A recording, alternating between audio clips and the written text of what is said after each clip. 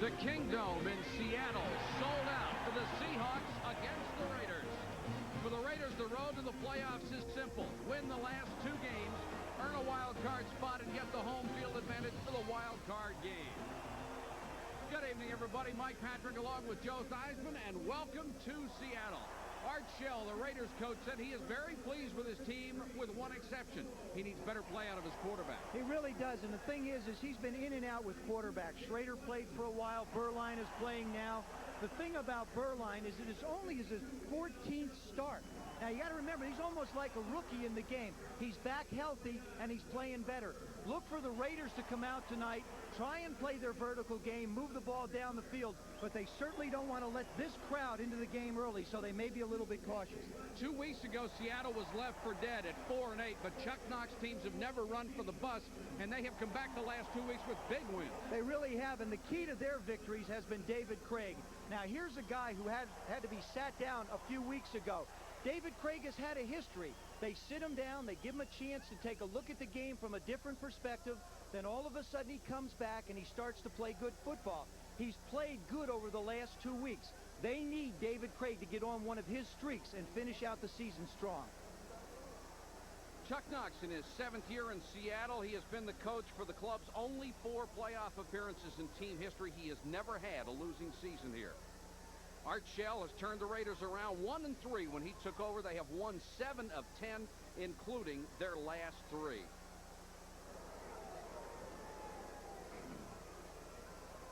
Interesting talking to Art Shell last night, Joe. He is somebody who really listens to people. He would rather listen than talk because you learn a lot more. Yeah, and he never says anything very loud. You sit there and, you know, you hang on every word. You know that he's going to make a point. I could see him as a coach standing up in front of a meeting, and if the players were making noise, all of a sudden when he started to open his mouth, everything would go dead silence because of the respect the players have for him. Here's the coin toss.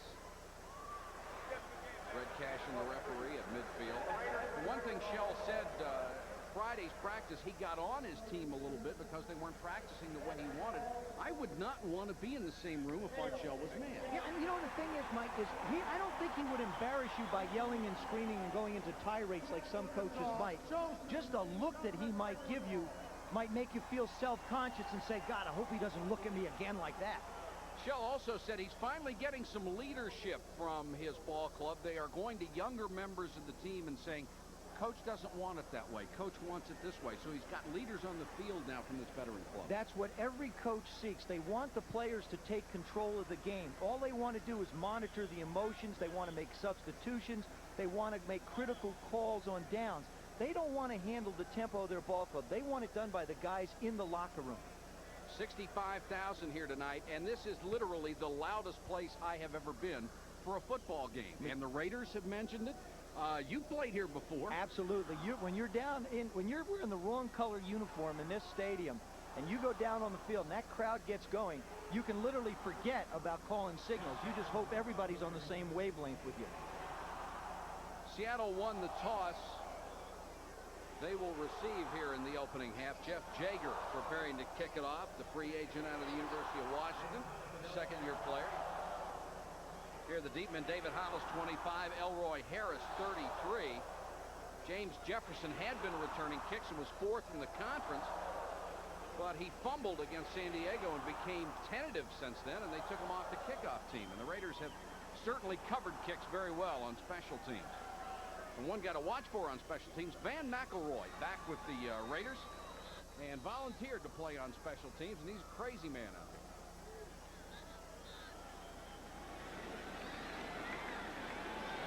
Here we go from the Kingdome. Hollis a yard deep. Got back only to the 16-yard line.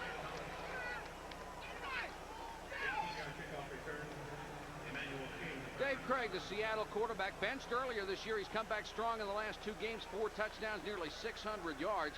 The running game has floundered, and the offensive spotlight has returned to Steve Largent. Last week, he broke one of the NFL's long-standing records he didn't already hold. The line has been inconsistent, all veterans except rookie Andy Heck, the club's #1 draft choice. Warner and Williams have been banged up at different times. When they've been healthy, the line hasn't opened the hole. John L. Williams, first carry, big hole this time, up to the 26-yard line, very close to a first down. Greg Townsend made the tackle. On defense, the Raiders are getting a big year out of Bob Golick, the Plan B free agent, second on the team in tackles. The linebackers are all veterans. They've been more aggressive under Archell. Jerry Robinson, the graybeard, he'll be 33 tomorrow. There have been a lot of interceptions out of the starters in the secondary. Eddie Anderson has 5. He's returned 2 of them, 4 touchdowns. Chuck Knox teams have always wanted to establish the run. They face second and a foot here.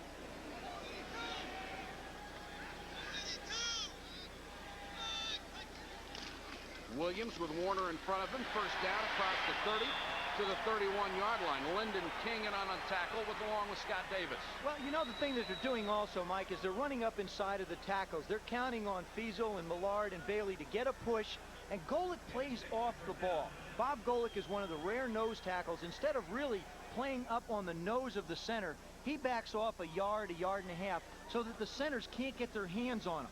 And as he sets himself, he gets a real good view and can pursue and try and make tackles, but they're always downfield. We've just been informed by the league office as they sort out all of the playoff possibilities that if the Raiders win tonight, they are definitely in as a wild card team. Craig with his first throw. He's been hot the last 2 weeks, and he hits his tight end, Travis McNeil. He is one of the streakiest quarterbacks you've ever seen, and boy, when he's hot, get out of the way. He's scary streaky, you're right. I mean, he can bounce him off the carpet, he can airmail him into the cheap seats, but when he starts getting a rhythm, which he has here, and we can see it now, it's always good for a quarterback to get a running game. It just relaxes you a little bit. Then you run a little play action, you complete a short pass. Now you can settle in and do what you have to do to help your ball club. 2nd and 3 for Seattle, opening drive of the game.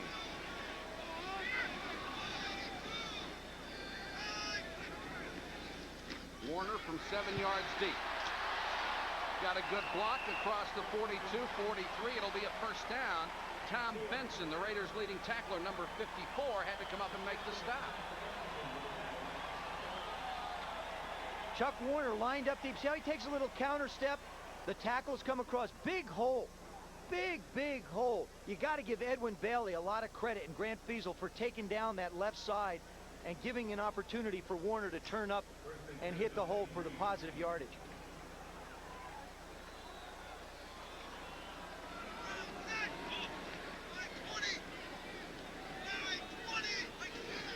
Out of the split back set this time. Craig dumps it off to Williams. 50, Raider 45, slipped the tackle. He's got a chance. Howie Long trying to catch him from behind. They force it out of bounds at the 20-yard line. Eddie Anderson on the tackle.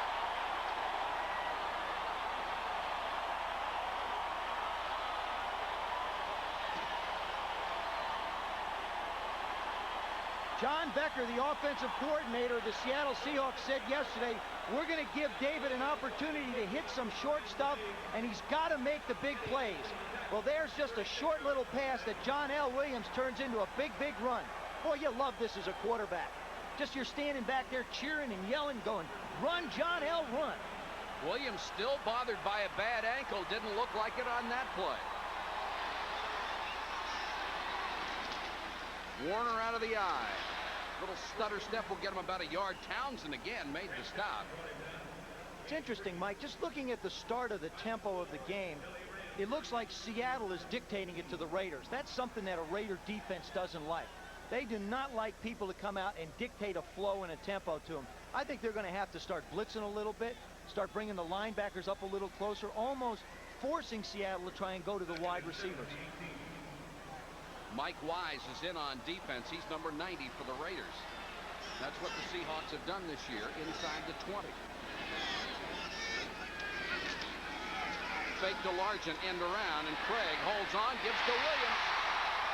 Lyndon King, number 52, the linebacker, was running downfield with his back turned, never saw John L. Williams catch the ball, and he got another 7 yards out of it. When you're running the football, you can do that. You've got the defense totally playing defense. Watch the play action fake into the line, draws the linebackers up. Now they read pass. Now they start to flow back to get to their zones. and then he just hits it out to the safety valve, John L. Williams, on the swing.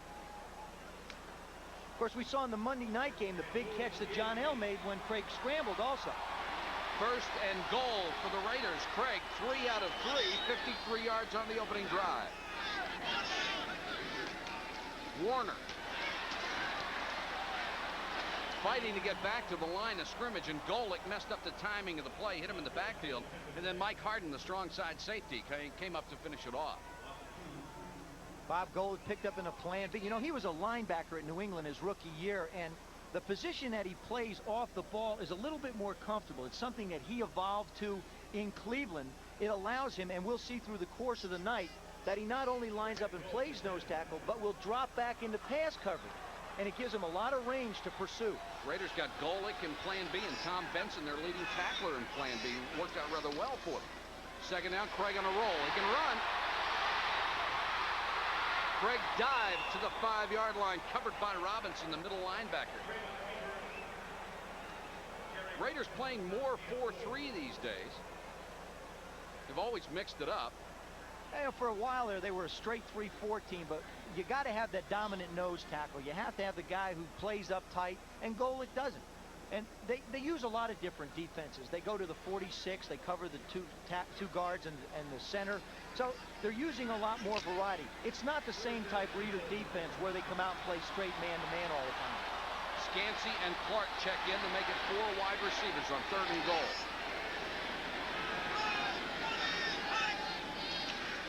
Krieg looks for Largent down here. He loves him. Can't find him. Has to go the other way.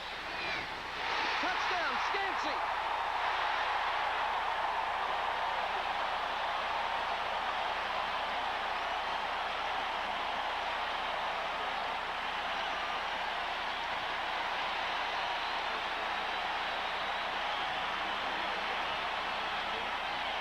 Dave Krieg was looking for Steve Largent all the way. Couldn't find him, went back to the other side and hit Scansey. Well, give a lot of credit to that offensive line for him at bye time, and also Scansey to get in position so that he can make a play. Now look, he stays in the end zone. He doesn't try and come out. Ruben Rodriguez for the point after. Perfect this year. Now 26 out of 26. Excuse me, Norm Johnson with a point after. It's 7-0 Seattle. Seattle took the opening kickoff, drove the length of the field, got the touchdown. They lead 7-0. Norm Johnson to kick off to 42, Vance Bueller, and 44, Stephon Adams.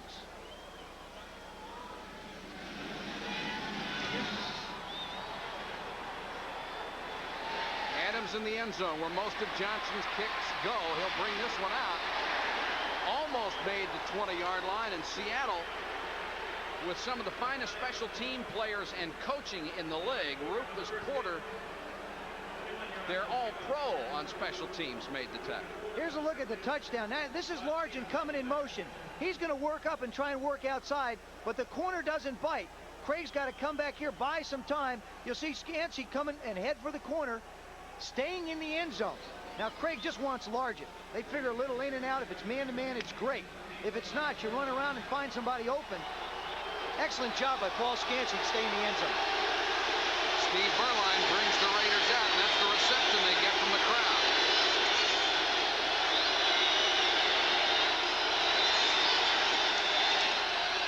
Bo. Didn't look like much, but that's incredible speed for him to turn the corner. Well, people had an angle on him, and he just walked outside him. There is a flag down on the play. He still can. The other thing Left is side of the line, 5 yards, still first down. See what happens is the crowd gets going. Beuerlein gets up under the center and starts into a cadence, but he hasn't had an opportunity to establish a rhythm yet because it's the first play. Watch Rory Graves. See the left tackle? He moves. He says, oops, hold it. Let me go back down. Maybe they didn't see me. Yeah. Like when you're that big, you're going to hide. 6'6", 295, and you're going to go back down and say, no, it wasn't me. Nesby Glasgow had the corner. There was no way Bo Jackson could get around him, but he did.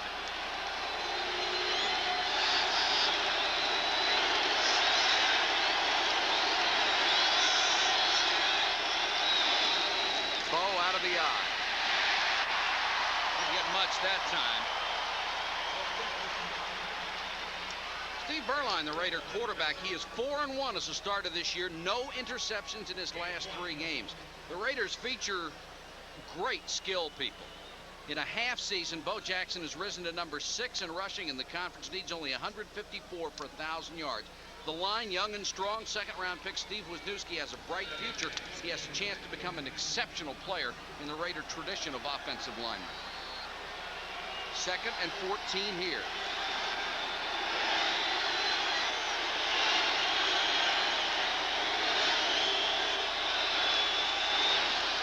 Players jumping. Beuerlein in trouble. Got him at the 15-yard line. Tony Woods, the left outside linebacker, came through to get him along with Joe Nash. And up front for the Seahawks, Nash is having a Pro Bowl year. 2nd on the team in tackles as a nose man, and he has 7 sacks. That's exceptional. And linebacker David Wyman has good quickness and instincts. The Seahawks are very grateful that he failed a physical when they tried to trade him. The secondary has a measly 5 interceptions in 14 games. Glasgow, who spent 9 of his 11 NFL seasons with the Colts, is now the secondary leader at strong safety. 3rd and 14.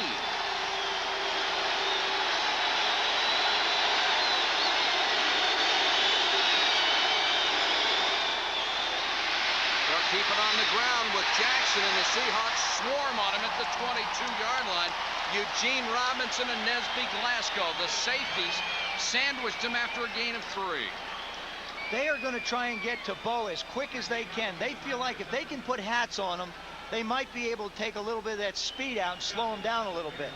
I don't think they can. They're just going to have to keep as many people around him in case he breaks a tackle to not turn him loose. David Hollis with an excellent return average, waits at his 32 for the punt of Jeff Gossett. Pretty kick by Gossett. Hollis at the 34. Lost the ball. It looks like the Seahawks get it back at the 35-yard line. Very, very close. This has been a problem for the Seahawks all year long. They're putting the ball on the ground.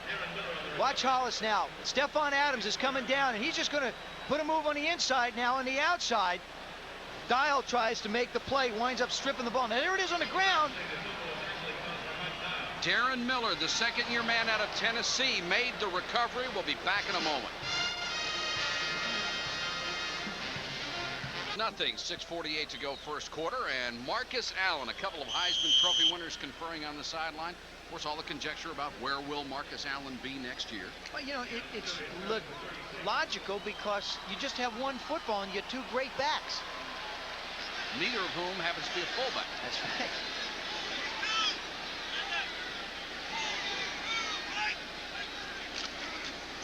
Warner. Wrapped up by Golick, who's having an outstanding first quarter, just matching what he's done all year.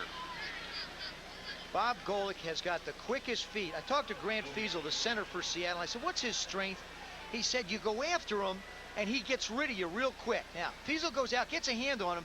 See how Golick just keeps his extension, moves the feet, keeps his feet moving, takes a little bit of his face mask, then lets it go. We're very smart. You got to let it go, or else they flag you. 2nd and 10.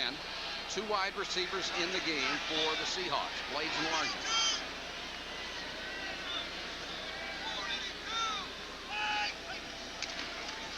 Warner again hitting the backfield this time. Townsend crashed from his right end spot.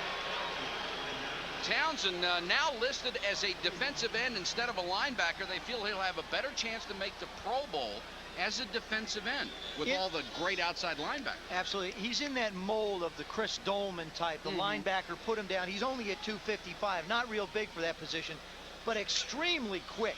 Gets up the field in a hurry. 10.5 sacks, tied for 2nd in the conference. Also forced 6 fumbles this year. Mark Mraz checks in on 3rd and long.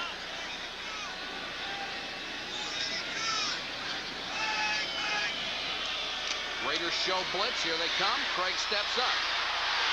Hit from behind. McDaniel made the stop. Now that's a corner in on the blitz. They showed about 8 guys at the line of scrimmage, came with 5 or 6. What they basically do is they line up. It's called 5 under and 2 deep. There you see the safeties come out. What they do is they run the inside safeties back out, and they bring pressure on the outside. By holding the safeties up near the guards, you don't give them a chance to get out and block the corners coming around the outside.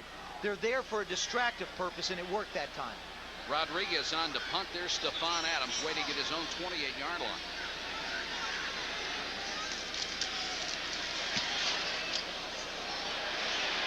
High sailing punt. Adams at the 25. Took it up the sideline to the 30-yard line.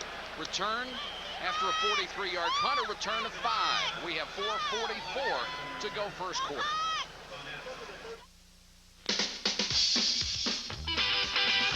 Major League Baseball on ESPN. And there's the man we'll see on opening day when Major League Baseball comes to ESPN. Bo Jackson and the Royals against the Orioles in Baltimore. I'm going to be there. Me too. Who'd I call for tickets? Maybe Bo. Why not? What the heck?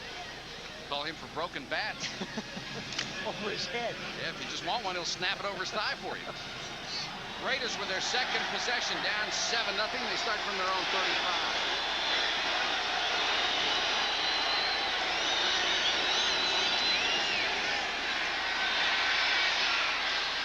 Beuerlein short of Willie Gault. He was in a seam and open, but Beuerlein came up short. Now, we told you the Raiders, if they win, they are into the playoffs. Here is what Seattle has to do. Win these last 2 games, then all those 6 teams have to lose next week. And the capper is they got to win by 83 tonight. You thought Cincinnati scored a lot of points? Well, I was just going to say, Cincinnati proved you can get close to that. Of course, I don't know if they have the same incentive that Sam had going against Jerry today. You'd have to go to the hurry-up offense right now and score every time you touch it.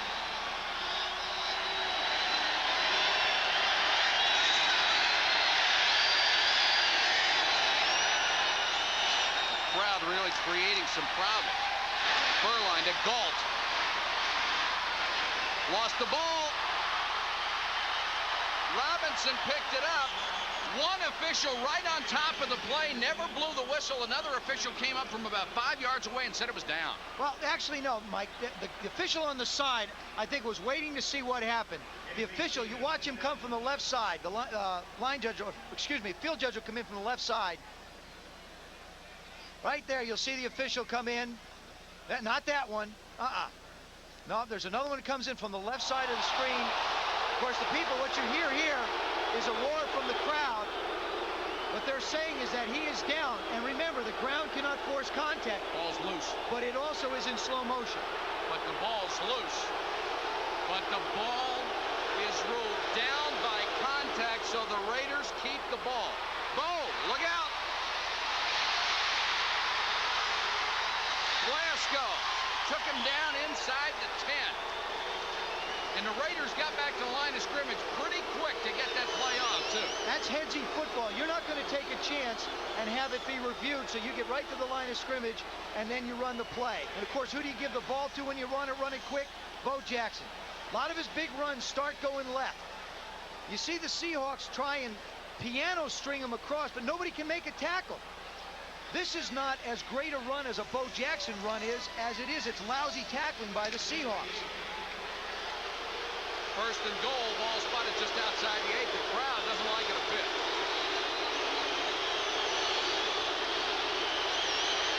Bo. Power this time inside the 2 to about the 1.5. That time, John Giesick, their left guard, and Rory Graves just create a nice cavity for him to run to. Coming right into your living room. Look at that. Look at that hole.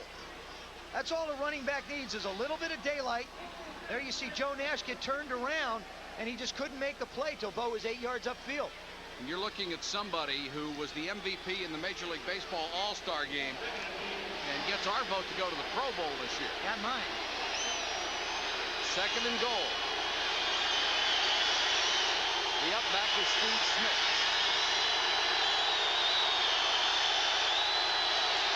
Bo. Second effort, put the ball out there. It was knocked loose. Picked up by Seattle. Melvin Jenkins. This could be a 99-yard fumble return. Touchdown.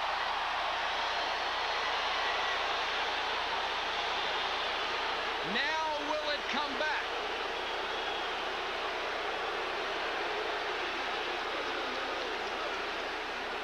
I mean, they don't have a whistle that's this loud. No, they don't make it. Forward progress was ruled stop. Third down. He was ruled stopped. It's third down.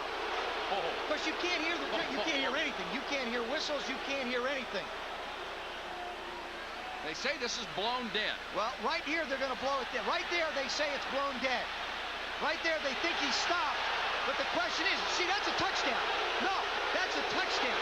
That is not, it's not third down. That is a touchdown. The ball only has to break the plane. Depends on when they blew the whistle. That's what I'm saying.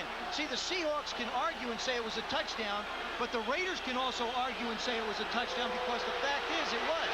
One way or another, somebody got robbed. Or you think the fans didn't like the decision of having the touchdown taken away? Wait till they take a look at this one and see the ball breaking the plane of the end zone. I don't even know if the replay man on the field is going to be able to hear the communication. Watch the ball. All it has to do is break the plane. There it is. There's the ball. It has broken the plane of the goal line. It's a touchdown. But if the whistle blew, they can't review it. Absolutely. So it sort of makes We'll you wonder. sort this out eventually. Sort of makes you wonder why they're standing around out there talking. That's right. This will be an interesting call. There's a lot of things at work here. Jacob Green up there saying, wait a second, hold it now. Who said they blew it dead?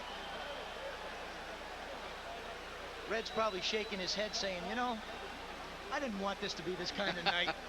The replay official is Gaylord Bryan. And there's Melvin Jenkins, who would have loved to have gone into the Seahawk record book with a 99-yard fumble return. I'll tell you, I don't think the fans are going to be real happy. You know, what the replay is going to try and do, which I don't think they can discern, is normally you can hear the whistle blow. A lot of times, I'm sure people at home can hear the whistle blow. You can hear it in a stadium. In a stadium that's this loud. You couldn't hear a cannon go off in here. Forget it. I think the point is if the whistle blew at all, he's down. Yep, that's right. Now they're going to toss. See, this is instant replay, I guess, is going to be a part of football. I have a big problem with the stoppage of play like this. We'll try to hear the whistle on the replay. Listen.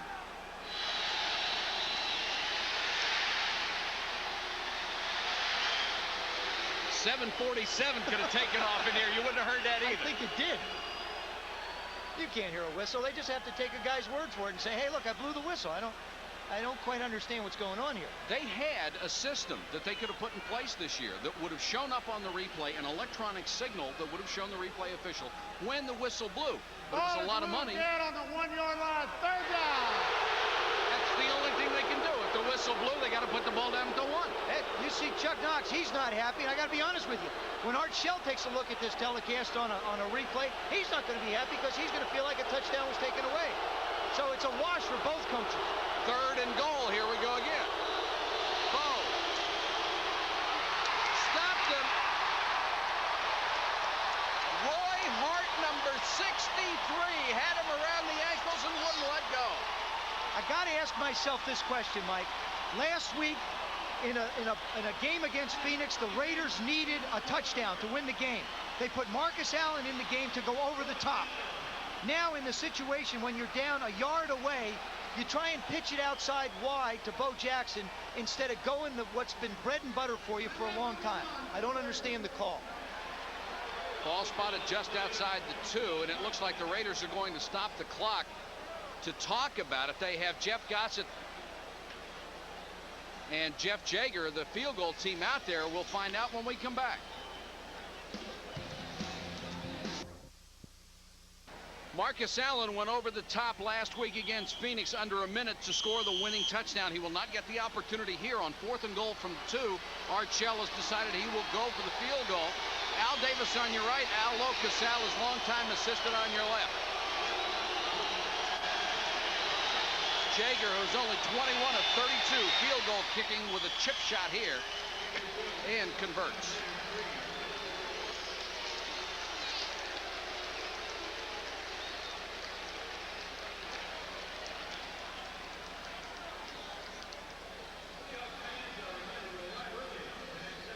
Here's the replay of Bo diving for the goal line. Now watch, he'll extend the ball, break the plane, If the whistle hasn't blown, this is a touchdown. Afterward, it's knocked loose and picked up by Jenkins. He will go the length of the field for a touchdown. So both teams thought they scored. As it turned out, neither one of them did. And we had a 3-minute delay. And here's Shell's reaction to it. See, he's pointing. He's the line judge. See, he's not even watching the Seahawk guy run down the field. See, he's pointing. He said, "You blew the whistle. You. I'm telling you, you blew the whistle." If Art heard the whistle, he's got great ears. Well, he wanted to hear it if he didn't. There's Bo. I mean, you know, Bo's forte is running around people. Marcus is going over people. I mean, you got their talents. Use them to the optimum. 7-3 with 1:26 to go in a wild first quarter. There's a guy that flew in from Cleveland, was out in the cold, and his face is all got discolored. Jaeger will kick to Hollis and Harris.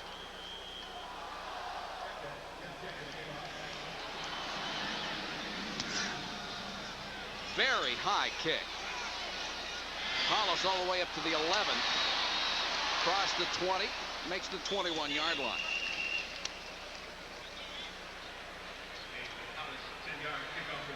The scoring drive officially 63 yards, took 3:18 in 7 plays, and Jaeger with the 19-yard field goal.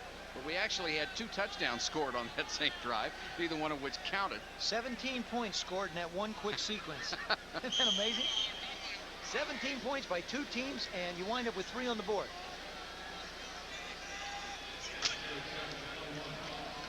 David Krieg has been on fire the last 3 games, counting this one. In the last 6 games against the Raiders, he just burned them to death.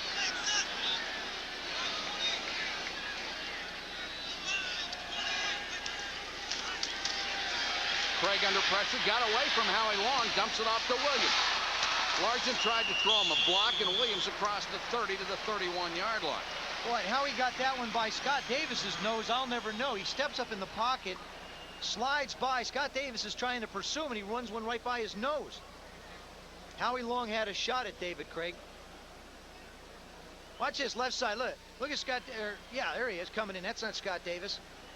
That is Mike Wise coming in from the side. Almost gets hit in the head with it. Very close to the first down. It will be 2nd and a yard.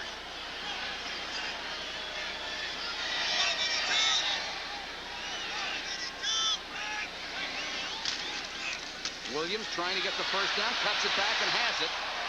Across the 35 to the 36-yard line. Robinson and Lyndon King make the tackle.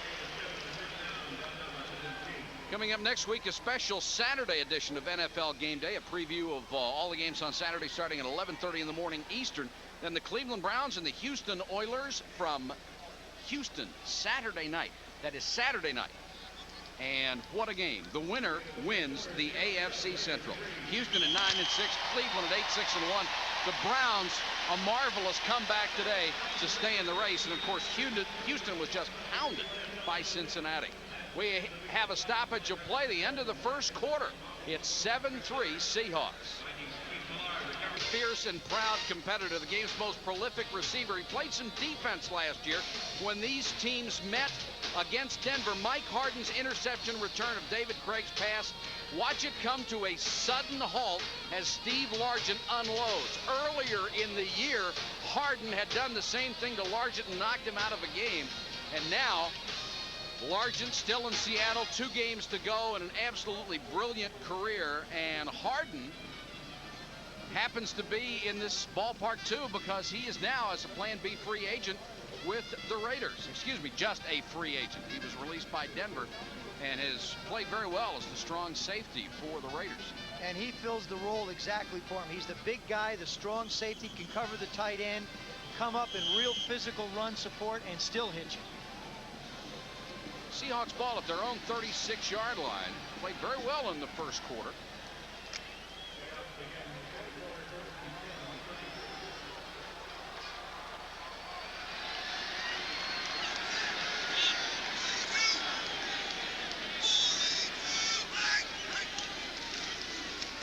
Williams, nowhere to go. Nice job by Townsend to string it out on the right side. that's the true compliment. You know, we've gotten to an age of specialization in football, and he compliments himself by being able to play on 1st and 2nd down. He just doesn't come in on 3rd down and make the plays. 10.5 sacks, as you mentioned, Mike, 7 years in the game at a TCU, and he's really come into his own. Picked me up in his rookie year and dumped me on my head in the Oakland Coliseum. I'll never forget it. That was the sport of choice for the Raider defense, wasn't it? Yeah, which end you wanted to drop the quarterback on?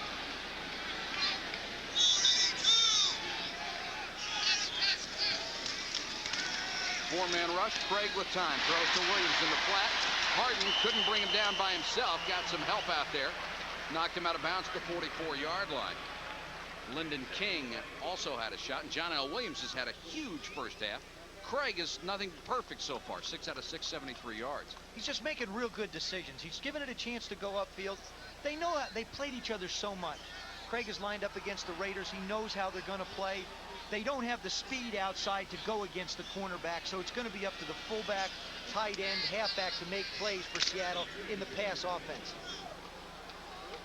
What the Seahawks have done on 3rd down and short in the top half of the league. 3rd and 2 here. Krieg unloads in a hurry to Kurt Warner.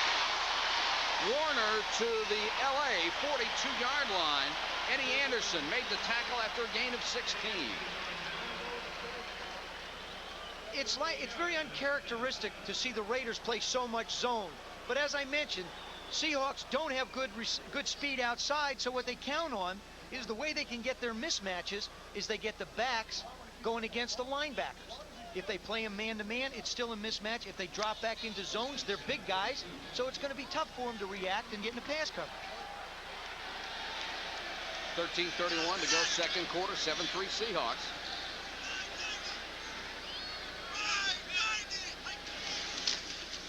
Warner, student body right. Got a couple down to the 40-yard line. Robinson got out there. Play started out in great shape. Nothing but blue jerseys turning the corner.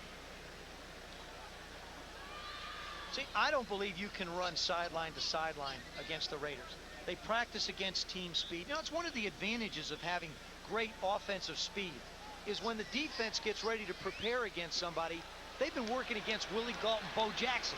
They know what it's like to take an angle to cut off a corner, believe me. 2nd and 7 for Dave Krieg and the Seahawks.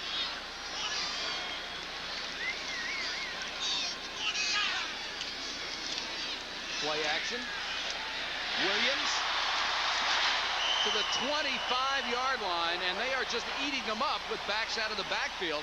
That was a gain of 14.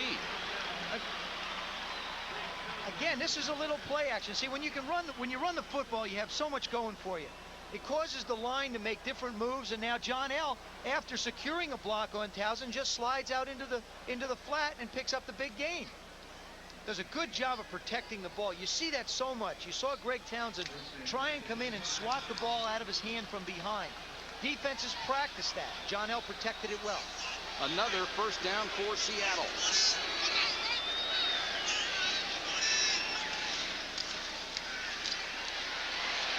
Krieg with time, wasn't knocked away at the last minute. Lionel Washington got a hand on it. That looked like 101. Well, David Krieg knows. You can see the look in his face. There it is, one-on-one. Starts him outside. Washington's turn, but Washington never loses sight of the ball. He gives him a little more space than probably he should, but heck, he should have had the interception. Lionel Washington knows he's faster than Steve Largent, so what he's basically doing is he's baiting David Krieg a little bit. Get a little space, get away from him, then when the ball's in the air, then I can break on it as well. Excellent trade to get him from the Cardinals at 2nd and 10.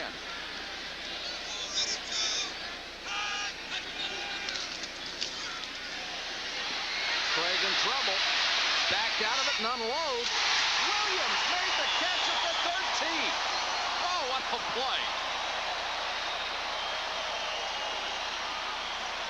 David Krieg does the old two-step to get himself an opportunity to throw the ball. He wants to go to John L. right away. He's trying to go to John L. right there. Now he says, maybe I can scramble. Well, maybe I can't. Well, maybe I can. Maybe I can't. Let me throw it over here. Good job by John L. Williams. That ball was thrown visibly behind him. He just stops and makes a play on the ball. It just stops and comes back. John L. Williams already has 110 yards in total offense in this half. And now he'll block for Warner. Dives forward, gets to about the 11-yard line. McDaniel came up from the corner to make the stop. Kurt Warner, #1 draft pick back in '83 out of Penn State. Last time they played, he had 102 yards and the 1 TD. And they look like the Raiders have said, hey, look, we're not going to let Warner get his yardage. And John L's catching everything that's floating around in the stadium. It has not been a good year for Kurt Warner. That is his only 100-yard game of the season against the Raiders in the 4th game of this year.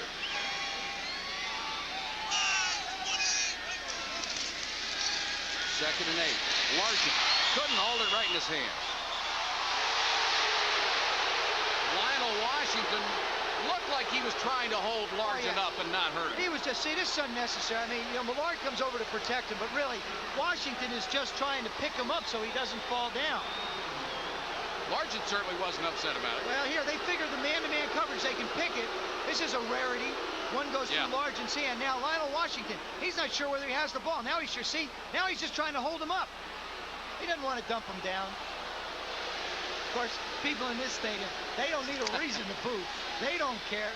You hit Steve Largent, you deserve to get booed. I don't care what. 3rd and 8.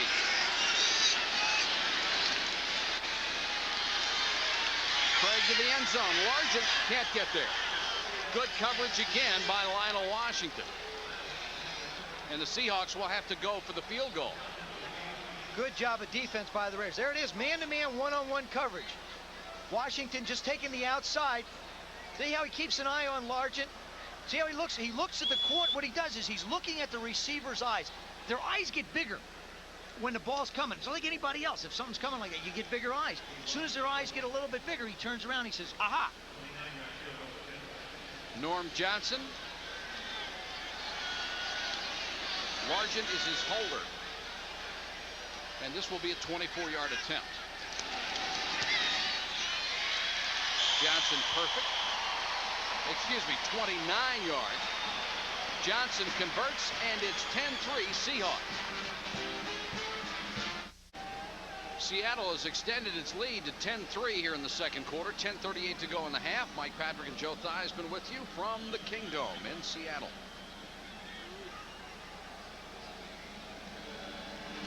Johnson kicks off. Stephon Adams trying to corral it inside the 5. Did a good job just to get it back to the 13-yard line. He was hoping it was going to bounce out of bounds. It wouldn't. Well, Seattle's special teams are coached by Rusty Tillman, and year in and year out, they've either been a part of the league lead in special teams play or in blocked kicks or in return kicks. They work very hard on it. Rusty's very upset about getting them, heck, they got outside the 10, guys. Why couldn't you keep them in there? All he does is get them to play like he did. Drive 68 yards, took 5.5 minutes plus off the clock, and Johnson finished it off from 29. Bo is the single setback. And he'll get the carry. Nowhere to go. In the backfield, Nesby Glasgow, the strong safety. Oh, does he do a great job. He takes on Steve Smith and just stands him up and doesn't move and is waiting for Bo when he gets there. That's the way you defeat a block. If a blocker's going to come at you and be aggressive, you be more aggressive. See, if there's ever a stalemate, the defense considers that a victory.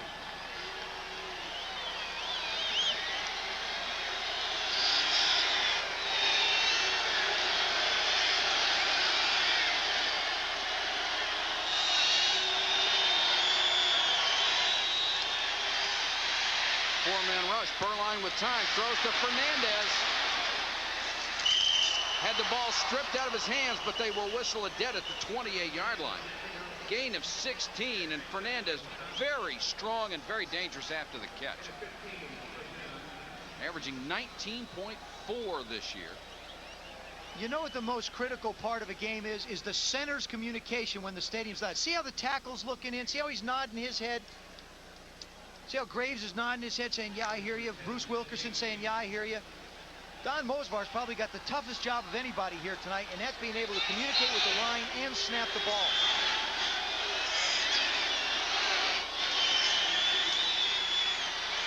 Look out, Beuerlein hammered from behind, loose ball.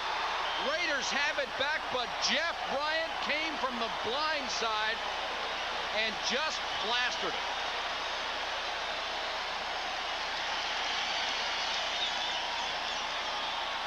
Just bring back nasty memories? That hurt. I tell you, that hurt. See, you really have a lot of confidence in your offense. He has no idea that he's there. That's like whiplash. That was a car accident, there'd be a suit filed. Steve Wisniewski recovered the fumble, but Jeff Bryant now has 3.5 sacks, that one for a loss of 13 yards. And it's 2nd and 23. What a shot. Bo. Not this time. Nash was there, got a lot of help. Nash went to the Pro Bowl in '84, was an alternate in '85, and they feel he's had the kind of a year they could send him back to the Pro Bowl this year as a nose man. Oh, he's had 3 blocked field goals this year. Just on special teams alone he could go. He leads the team in career blocks, 9 total, 7 field goals, 2 PATs. And he's not big, 269 pounds.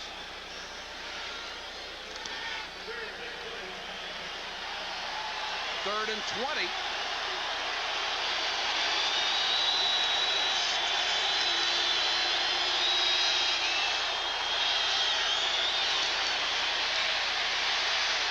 Beuerlein under pressure, intended for Fernandez. Too high, Harper was right there. Beuerlein unhappy with the play, and the Seahawks defense will force the punt.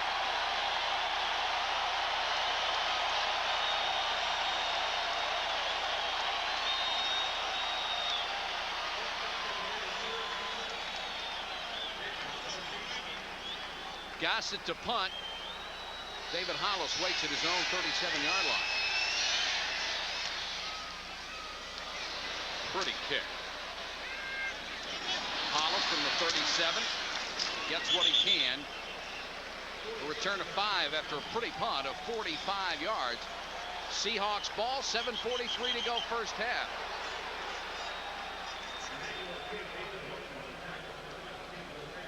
We've got a timeout on the field. 10-3, Seattle over the LA Raiders.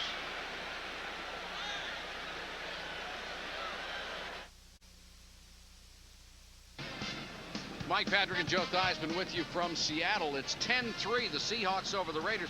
Raiders have not been a good road team this year, and they have never been a good road team when you consider this building. No, and they don't like coming here to play because they really believe that the Seahawks feel like mentally they have the edge. And when you think Raider football, you can't feel that they can concede anybody having an edge over the Los Angeles Raiders. They just feel like they can dominate any situation. Other thing about the Seahawks, they do not like the LA Raiders. They didn't like them before they played them the first time in the franchise history. Didn't matter. You know, it's always gone that way. Plus, this game has not gone the way Art Shell wanted it to go. He did not want the crowd to get involved, and they are certainly involved. Craig brings them out, 1st and 10, 7:43 to go, first half.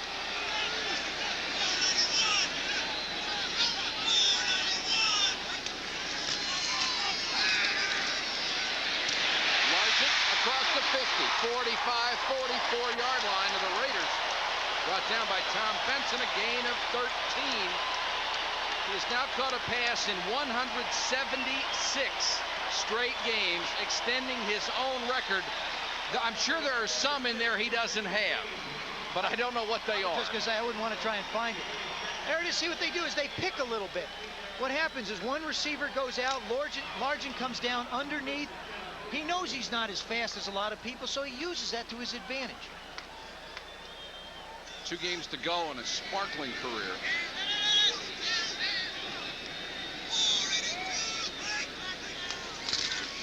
Williams, nowhere to go. Once again, the Raiders do a nice job up front, and once again, it is Greg Townsend making the tackle.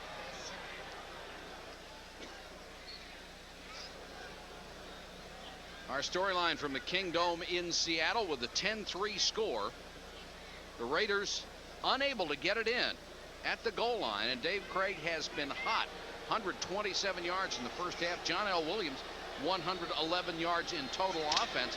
And the Raiders have been held to a measly 20 yards passing, while the Seahawks have 125. 2nd and 10 for Krieg.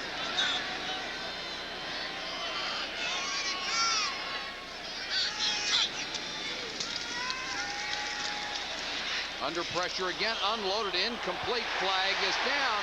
Tried to hit his tight end McNeil, and Jerry Robinson was right there. Apparently right there a little early.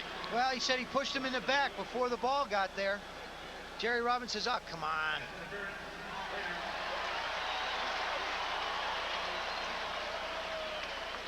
Interference. Number 57 on the defense. First down. Oh, Red's getting into this thing. First down. That's right. You know, that's not robotic. There it is. Now here comes, there's the little nudge. Oh, boy. Oh, boy.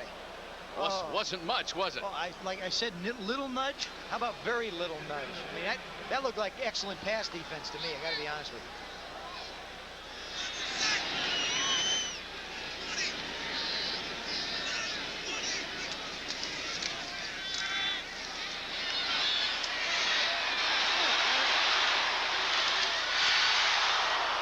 Incomplete. Scansey couldn't hold it at the 20-yard line. Lionel Washington was with him. Good job by Krieg to scramble out and buy some time. Well, the thing is what the Seahawks are doing is they're blocking a back, so they've got like 7 people blocking 4. Scansey just continues to work like he did on the touchdown reception, and he just loses sight of the ball. He thinks he has it, and he doesn't. Good job by Dave Krieg moving along. His head hit the ground real hard, and I think they're taking a look at his forehead. Keep you up to date on that. Blades enlarge into the wide outs on 2nd and 10.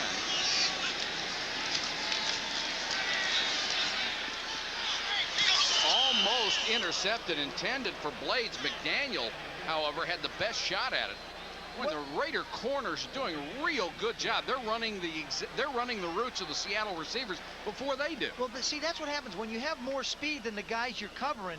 You can anticipate.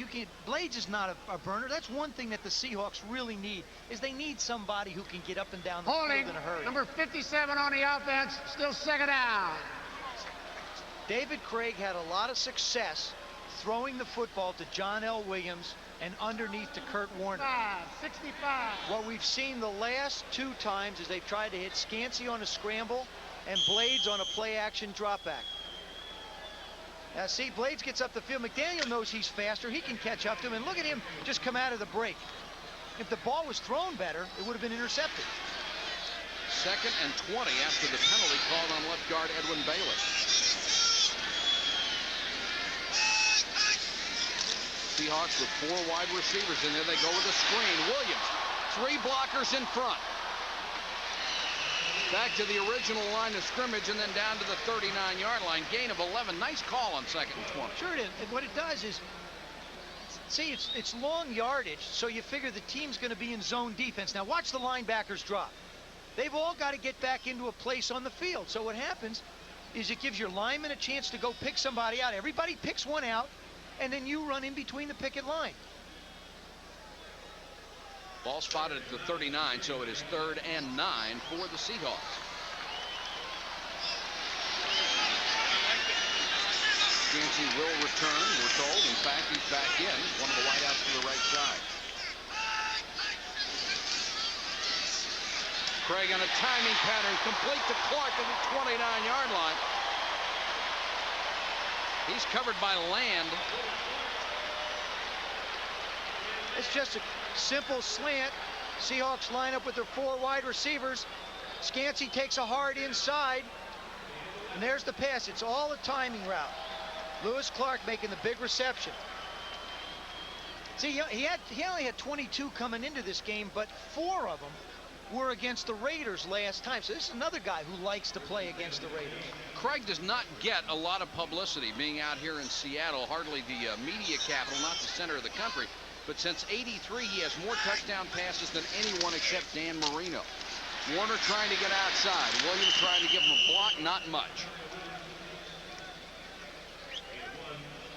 Craig put on the bench, came back 2 weeks ago, and since he came back, he has been on fire. Now, what did being on the bench really do for him? It takes you away from the heat. Number one, you catch a lot of heat from the fans, the media.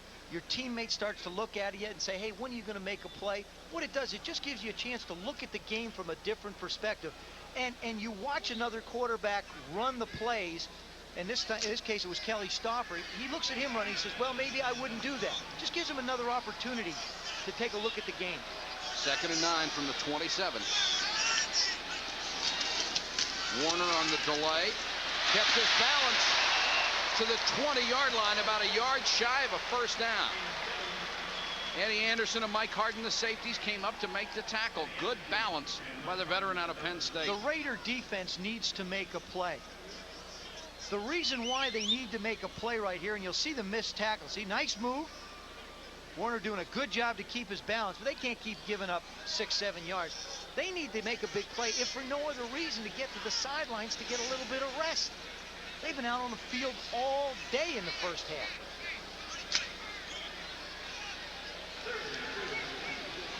Seattle almost always throws on 3rd and 2, and it's 3rd and 2.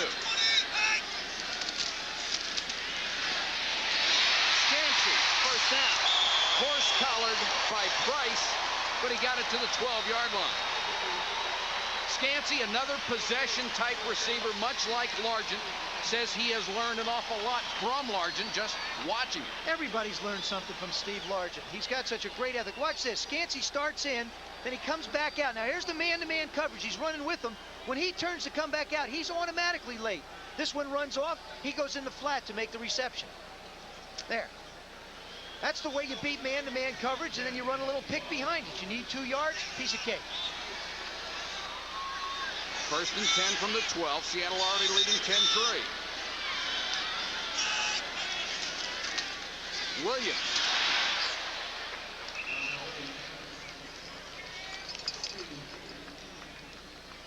Neither Warner nor Williams have run the ball very well this year, and what used to be called ground chuck has become grounded chuck. Look how the average has gone from 4.5 in '86 to 3.5 in '89. It may not seem like much, but 1 yard a rush is an awful lot in this league. It really is, and I think it's directly related to the health of Kurt Warner.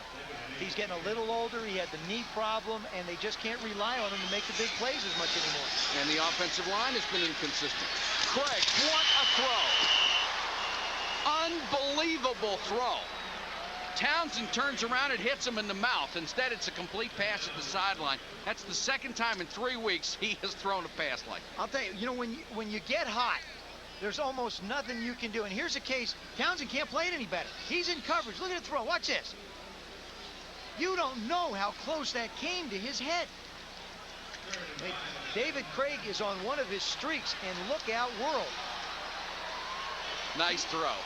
Yeah, you bet. I'll congratulate me. 3rd and 5. Quarterback draw, and they sniffed it out. Howie Long was right in the middle of it, but Townsend was also there, and Van McElroy came up in a hurry. And there's a name we haven't called all in the first half, Howie Long. He's been a force the last couple weeks. He's much more healthy. He's having an opportunity to practice. Rejuvenated since Art Shell took over. He's become an impact player again. Got 2 heads, got a helmet on one and, face on the other. Norm Johnson, who has already kicked 1 field goal of 29, will go for another, but he won't get the chance. We've reached the 2-minute warning here in the first half from Seattle. We're at the Kingdome, where the Seahawks lead the Raiders 10-3.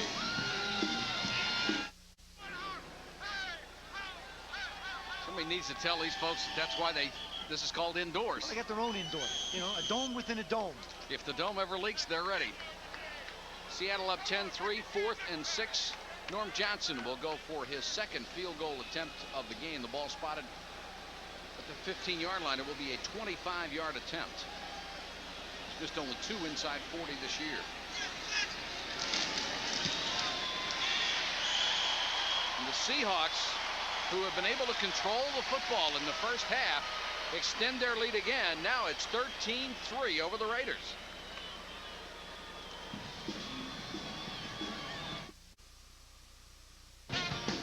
.157 to go, first half of play from the Kingdome in Seattle. The Seahawks leading the Raiders 13-3.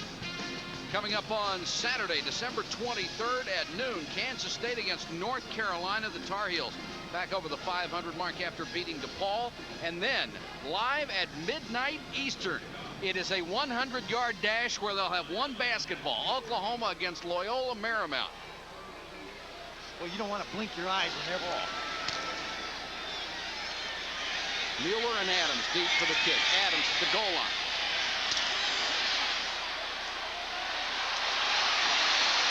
.30, 35, out to the 36-yard line. Norm Johnson, the kicker, was in on the tackle. Return of 36. This is a very critical period. There you see the scoring drive, 12 plays, 49 yards, 5 minutes and 46 seconds, which brings up time of possession.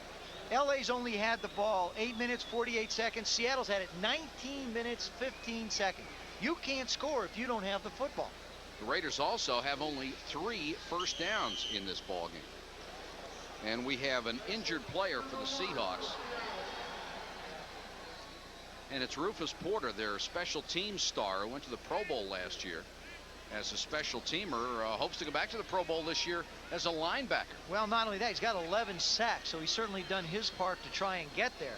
Not a big guy, only about 220, but very, very quick. When they try to identify him on the kickoff team as soon as possible and get a body on him. This is not only, I think, one of those critical situations in a game for the Raiders. I think this is a critical situation for them in the season. Because if they fall down by another 10 points or 7 points, it's going to be a long road up with the crowd and the defense the way Seattle's playing. See if we can see what happened to Porter. Comes down on his left shoulder, and that's the area they're working on. Left shoulder or the neck. As we told you earlier, if the Raiders win this game, they will be a wild card in the playoffs. They need to win 2 to ensure themselves that they would have the wild card home field advantage. But if they lose this week, they would drop to 8-7, and in the AFC, the whole world is 8-7 or close to it. Coming up at halftime, Chris Berman will be along with all the highlights, including a look at what Cincinnati did today. And the men who played the game, the Seahawks, Dan Dornick. Joe's first half analysis, he'll tell you what went on here. Porter gets a nice hand as he comes up, walking off under his own power. Looks like he got a stinger, and that's a little bit of a pinched nerve. Your elbow, see your shoulders, your arms go a little bit numb, and that's what he's checking out now. Make sure the circulation and the nerves are okay. That's why he wears the collar, so that when you throw your neck back, you don't have a chance to depress the vertebra and cause problems. But geez, they hit. You got to figure a guy runs 50 yards and then runs into a wall. You got to come out a little shorter. He was 6'4" before he started doing this stuff. Raiders just haven't had the football very much, thanks to an outstanding Seattle defensive effort.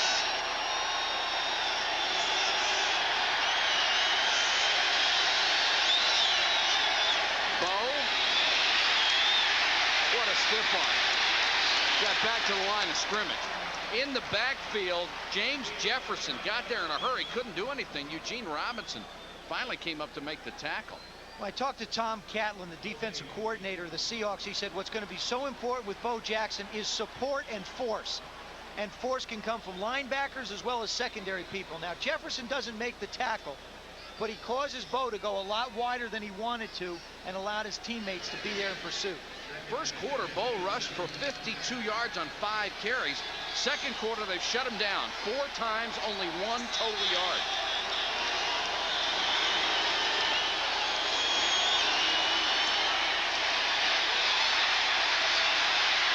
Good Scramble by Beuerlein, and the dive gets him to the 44-yard line. No slide for the Notre Damer. Well, yeah, right. But I think I might suggest it to him at some point.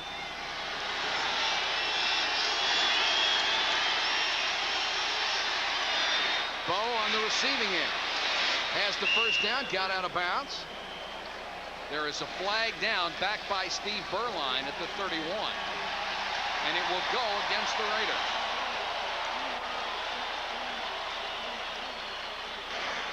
Holding, number 63 on the offense, still third down. John Giesick, the third-year man out of Cal State Sacramento, flagged for holding. Boy, they hate that. I've stood in the huddle. You know, you look at a guy's face, and, you know, and they're always pointing at somebody else. Was it you? Did you hold? Was it you? Was it you? No, it was me. There you see number 63 pushing him down. There comes the flag out of the pocket. You know, they always, and then all of a sudden they announce it, and they say to one another, see, I told you it was you. I knew it wasn't me. 1:13 to go in the half, 3rd and 13.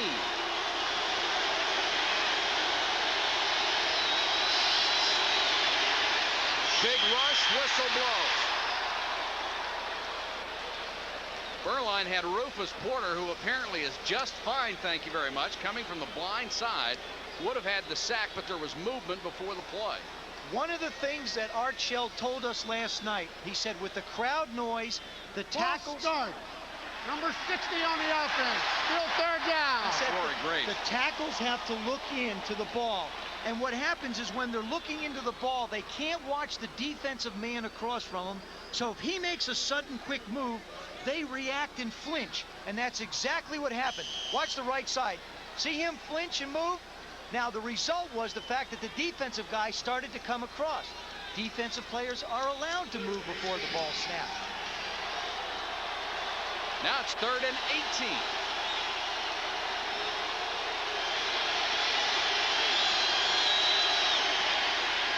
Flag is down again. They'll whistle the play dead.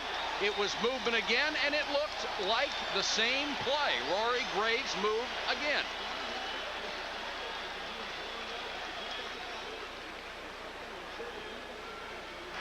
False start. Number 60 on the offense, still third down. You want to go through that explanation again? Well, you know, gosh, Rory. See, it's so hard. Now, that's got to be tough because Rory Graves being taught. Watch, right side of your screen. Right side of your screen. See the defense? See the outside man just flinch? Well, the problem is he's looking at the ball because he wants to get off on it, and out of his peripheral vision, he sees movement and he reacts to it. Sort of like you're darned if you do and darned if you don't. Of course, that left tackle spot is the one that was manned by Art Shell for so long and so well that he put him into the Hall of Fame. But now it's 3rd and 23. Raiders going in the wrong direction. Green jumps offside. We'll have another whistle. Encroachment by the defense, number 79. It's like, you know, I'll bet you 5. I'll bet you 10. No, I'll raise you 5 more. It's like giveaway, takeaway. 15 yards of movement by the ball, and we haven't had a second go off the clock. Spotted now at the 28, so it is 3rd and 18 with 1:13 to go in the half. Both teams have 2 timeouts left. Had 4 straight flags, a holding penalty, 2 motions, and an offside.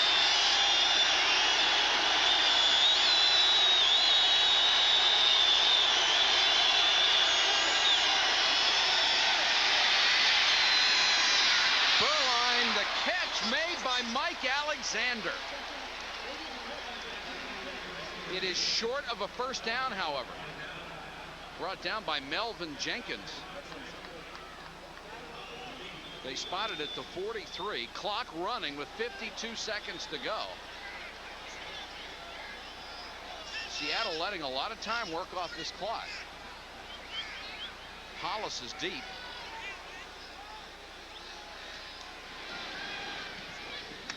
Gossett hangs it high, not too long.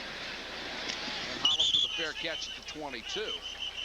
Leaves 32 seconds on the game clock after a punt of 35. It was sort of a curious fourth down. I'm sorry, go ahead. There it is again. Watch this. There's Rory circled. Now he's 2 for 2. Watch. This is before the ball is snapped.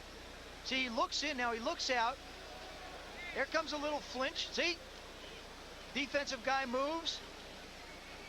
Now he starts to rock. He just rocked back just a little bit. They could have called him for the third straight movement. It's a very curious fourth down. Seattle did not call a timeout to stop the clock. They have 2 left. The Raiders didn't run the play clock down all the way to burn more time off the clock. It's like both teams forgot about it. The Raiders don't worry about running that stuff. They know in one play they can pick up a ton of yardage.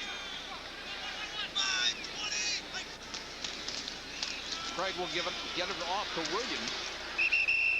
Out to about the 25-yard line, and it doesn't look like Seattle is going to bother.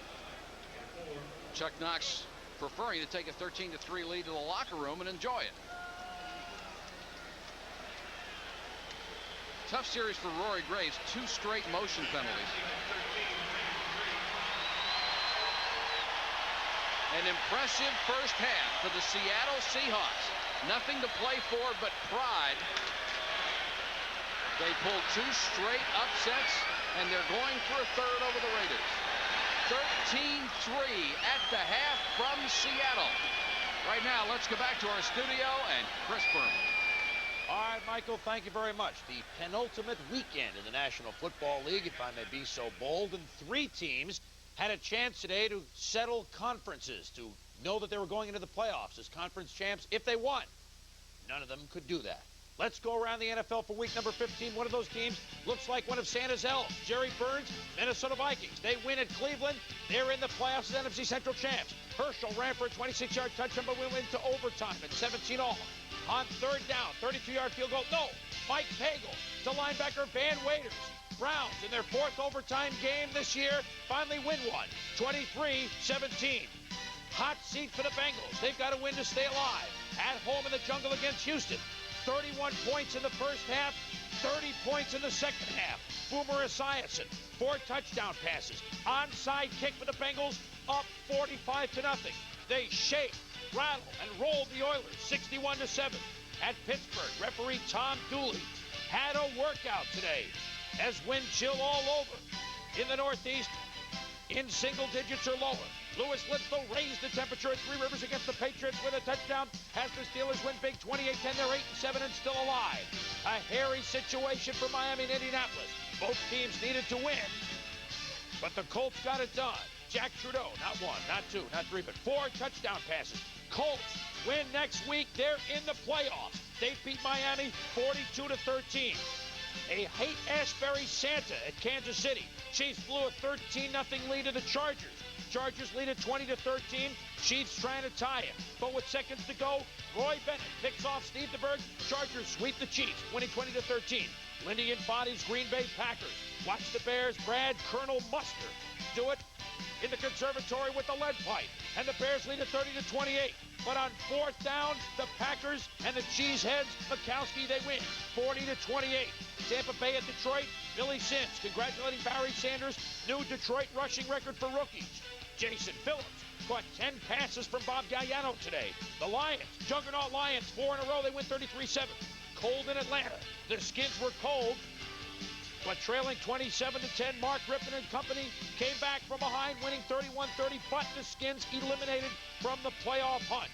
The Jets at the LA Rams. Jim Everett and company racking up over more than 400 yards in total offense. Everett flips one to Flipper Anderson. You got to know that pair very well a couple of weeks ago. The Rams big over Walton and the Jets, 38-14. Joe Montana didn't play for the Niners. Niners trailed 3-0 against Buffalo at the half, but Steve Young to Jerry Rice. And the defense of the Niners picked off Jim Kelly 3 times. Chet Brooks makes the INT. The Bills could have won a division, but they lose it to the Niners, 21-10. And now Buffalo knows they won't host the playoff game. 3 weeks ago, it looked like they would host at least one. Now they won't host at all. They got to beat the Jets to get in. Seahawks and Raiders thinking playoffs.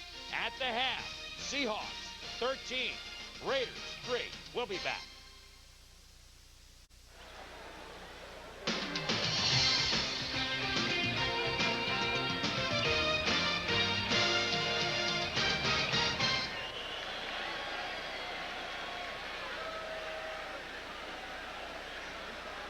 Superdome in Seattle, and the Seahawks leading the Raiders 13-3. An impressive first half by Seattle, offensively and defensively. The Raiders will get the ball as we start the second half. Art Shell said some things to his football team last year. I can't imagine what he said this year to his football team at halftime, or this week at halftime. There are the numbers. They're just flat ugly on the Raiders side. 3 first downs, 60 yards rushing, 33 yards passing. But yet you go to Seattle's, and it's a stellar performance all the way across the board. Dave Krieg, 158 yards, 206 total yards. Big key here is time of possession. Almost 20 to 10. And third down conversions. Raiders have nothing. Johnson to kick to Mueller and Adams. That's because it's been 3rd and a mile. Yeah. Mueller 42, Adams 44.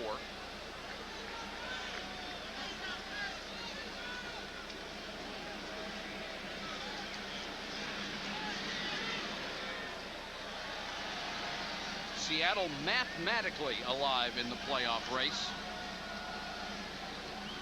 All sorts of miracles would have to occur for them to get in. The Raiders, if they win tonight, they are a wild card team. But they're 10 points down. Adams on the high short kick from the 15. Got it back only to the 21. Hollis was downfield in a hurry to make the tackle.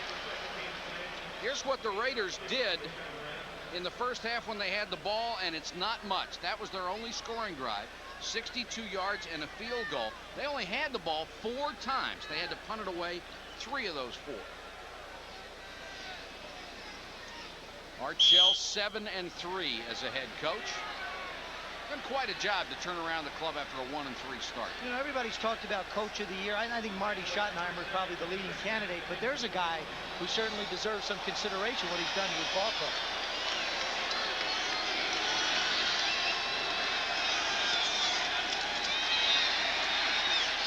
Beuerlein floats it for Dial, his tight end. He was being chased by the linebacker Como and then covered by Nesby Glasgow deep. Mike Dial is going to help this football team. He's only in his first year. He's averaging 18 yards a catch, got 2 TDs. But the big thing about it is they bring back the tight end to the Raider offense. Todd Christensen for years was one of the league leaders in receptions. It's gone away for a while from Raider football, and they want to bring it back, and this is the guy that can help it. He has a better per catch average than any tight end who's ever played for the Raiders, and including guys like Christensen, Cannon, Casper, and Chester. It's a pretty decent lineup.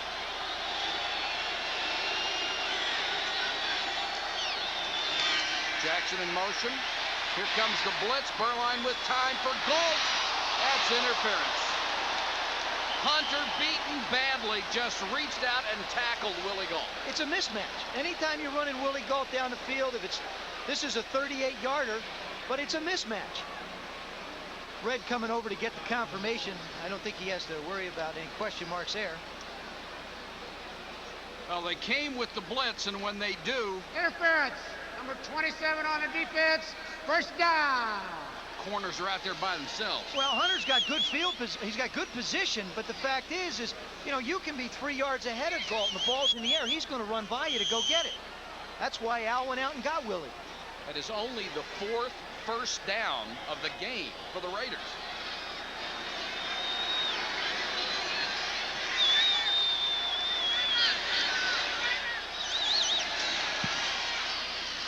Beuerlein to Fernandez.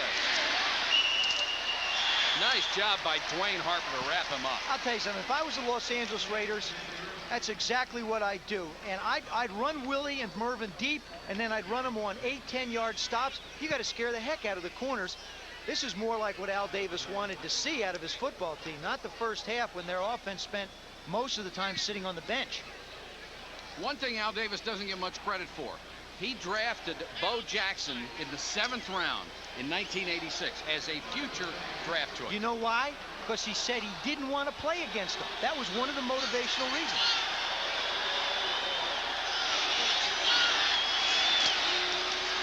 Bo, not this time. Darren Como got him at the line of scrimmage. Como is the guy who is playing inside because Brian Bosworth has been hurt for 2 years with shoulder injury. And I saw Brian before we came into the stadium tonight. I asked him how he was doing. He says he has arthritis in both his shoulders. and the constant pounding and the weightlifting has created problems for him. He spends most of his time in Hawaii now, comes back over for the game, but I asked him about his future, and he said, I just don't know. Marcus Allen is checked into the Raiders lineup. Bo goes out on 3rd and 5. Allen, a great receiver out of the backfield.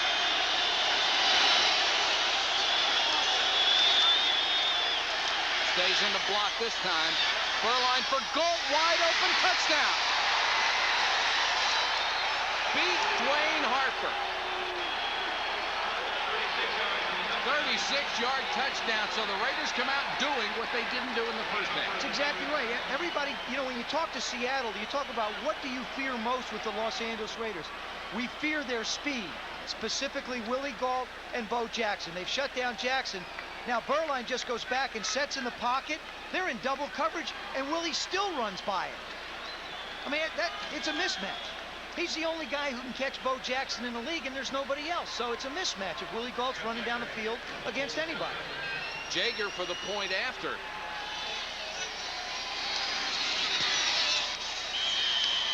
And we have a 3-point ball game. Steve Beuerlein watching his pretty pass to Willie Gault for the score. Raiders close the gap to 3 on the touchdown. Jeff Jaeger, who played his college football at the University of Washington here, is kicking off. Hollis at the 5. Stopped shy of the 20, only got back to the 18-yard line. Downfield, Vance Mueller. That drive, 79 yards, a minute 46. 38 yards came on an interference penalty and 36 on the touchdown pass. So they ate up 74 of the 79 on 2 big plays. That's Raider football. That's it. I mean, you know, you've got the speed, you've got to put it to use. Art Shell said he wanted to be a little bit conservative coming into this game to keep the crowd out of it. It didn't work. They've gone back to doing what they do best. And he didn't want to make the big mistake early.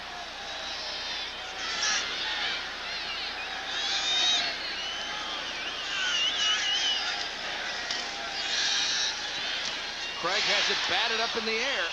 Looked like Howie Long got the hand up. He was trying to go to John L. Williams again on the swing pass. Howie telling the ref, he said, hey, look, they're holding me. Watch the arm go up. Gets the right arm under and then slides the left one up to bat the ball in the air. Good job by Brian Millard, the right guard. One-on-one against Long, who gets double teamed an awful lot. Howie Long is back to his Pro Bowl status. He's healthy, he's happy, and that does not mean good things for opposing quarterbacks. 2nd and 10.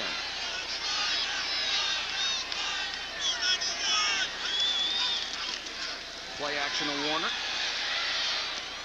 McNeil, the tight end. He was covered very well by Benson. Here's what Seattle did in the first half when they had the football, and the Seahawks did good things with it. An 83-yard drive started everything off. They had to punt the next one away, but then got 2 Norm Johnson field goals after good drives, and then didn't have a chance at the end of the half. So they had the ball 5 times, and the Raiders had it only 4. Chuck Knox, as Mike mentioned, never had a losing season and doesn't want to have one. 4 and 8, they were ready for the autopsy, but the patient got up off the table. Krieg going long. Chadwick can't get there. Double team. Anderson and Price on the coverage. That's the one thing that the Seahawks do not want to get into. They do not want to get into 3rd down and long, 2nd down and long. They have to consistently try and get some kind of 3 and 4 yards on 1st down. That's the kind of football they have to play. Krieg started off 8 out of 8. He's hit only 6 of 13 since then. Rodriguez comes in to punt. Adams anticipating good field position just outside his own 40-yard line. It's a game of momentum, and obviously it has swung to Los Angeles. High but very short. And takes the bounce in favor of the Raiders. Let's see where they'll mark it. At the Seattle 43-yard line, a punt of only 25. And she didn't like it one bit. We'll be back in a minute.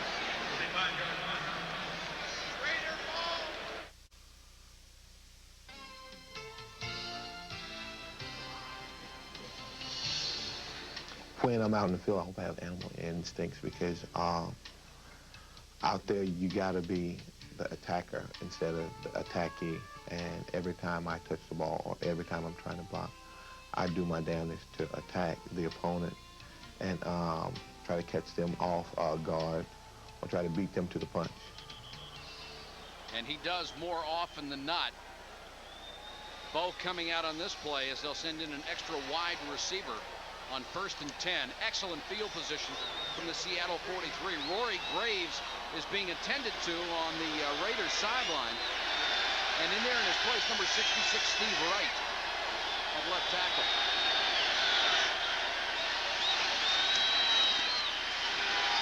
Beuerlein on the post to Alexander, couldn't hold it at the 20. Got the fingertips on it, and that's it. Oh, and Steve Beuerlein knew he had something big. It was right there. He saw it. They got the perfect coverage they wanted. A strong zone, which means that the strong safety is up and the corner is back, and he can't get it completed. This is just a little bit too far out front. Just a little bit too far.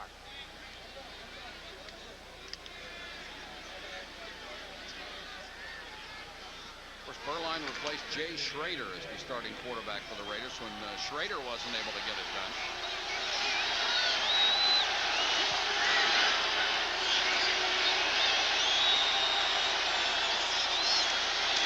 Bo back in the game. He gets the toss. Great block by Steve Smith, but Seattle just swarmed to the football. Robinson and Harper over to make the stop. And there's the starting left tackle, second-year man out of Ohio State, Rory Graves, and he's got the right foot propped up. Not a good sign.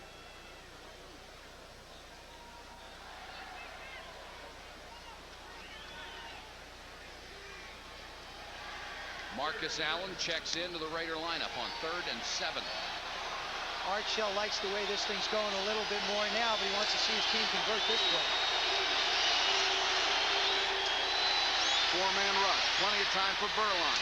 Fernandez. Robinson stuck him, but he held on at the 24. Swervin Mervin. Tough receiver. Big guy. 6'3", 200 pounds out of San Jose State. Boy, when they call it deep in this game, they call it deep in. This is a 15, 18-yard deep in pattern. Good moves. Look at that. In the air, he takes a shot in the stomach and hangs on to the ball. Fernandez closing in on 1,000 yards. He would be the first Raider with 1,000 yards since Cliff Branch in '76. And you wonder why. It's because it was such a tight end passing-oriented offense for so long. Allen and Smith are the backs.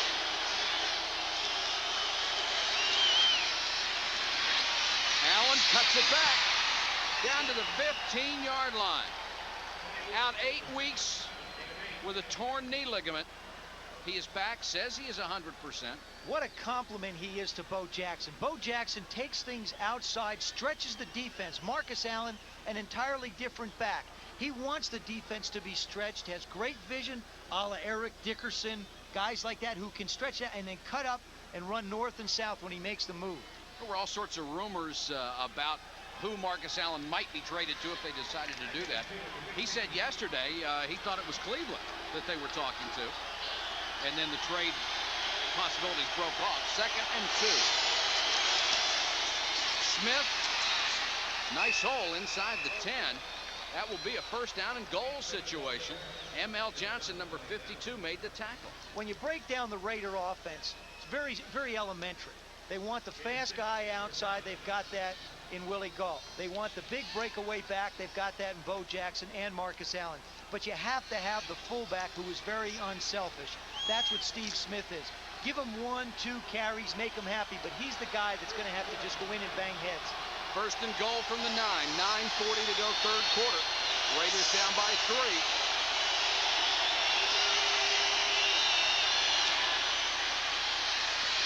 Beuerlein throws incomplete. Flag is down. Fernandez was double teamed in the end zone. He and Robinson slow getting up. Patrick Hunter was the other defender protesting the call. Interference. Number 27 on the defense. Interference was in the end zone. The ball will be on the 1-yard line. Touchdown. First and goal from the 1. There's the throw. Yeah. Oh, yeah. Oh, yeah. Grabbed the No left question. arm. Yeah, I don't know what Patrick Hunter's screaming about. He just grabbed him. Think Al Davis doesn't know? Well, oh, I'm not sure. Let me see. Was it a touchdown? No. But he'll be happy now that they got the call. Bo Jackson back in. Marcus Allen out.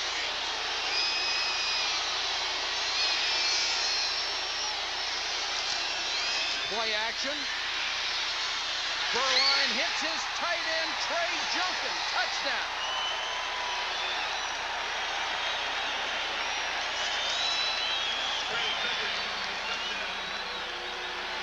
Very well designed play. Third string tight end. Trey Junkin gets only his 3rd catch of the year. 2 of them have been for touchdowns. Well, that's the problem you have if you're a defense and you got a great back. Watch the play action. I mean, if you put the ball anywhere near Bo, somebody's going to make a play. Tony Woods tries to make a play on it. Trey Junkin just heads for the end zone to make the touchdown reception. I don't know what Art said at halftime, but I think you could bottle that and sell it to people and maybe get some more production out of them. It worked, didn't it? Raiders have come out smoking. 2 touchdowns in the first 5.5 minutes of the quarter. Jaeger with a point after. So the Raiders went into the locker room down 13-3. Now with 9:26 to go, they're up 17-13.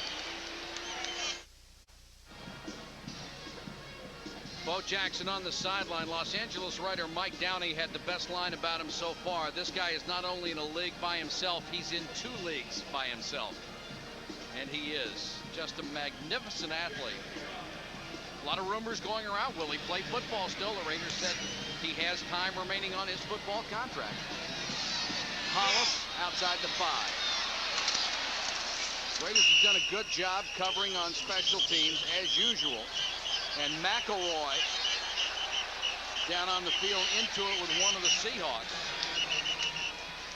McElroy just came back off injured reserve. Wants to play very badly. Yeah, he's volunteered to be on the kickoff team. He loves to mix it up. He's a tough guy. M.L. Johnson, he figured why not spend a little time visiting with him, exchanging holiday greetings. Merry Christmas, Happy New Year. There's one of your starting saves. There they are, locked up in combat. ML doing a job screening them. Well, I can see why Van's a little upset. Now let's see how the Seahawks respond. 14 unanswered points. John L. with a big first half. Terry's Harden with him to the 29-yard line. Scoring drive, 43 yards. Took advantage of excellent field position. And Beuerlein with the pass to Junkin for the touchdown. John L. Williams so far tonight, 8 carries, 33 yards, had more than 100 yards in total offense in the first half alone. 2nd and 5 here.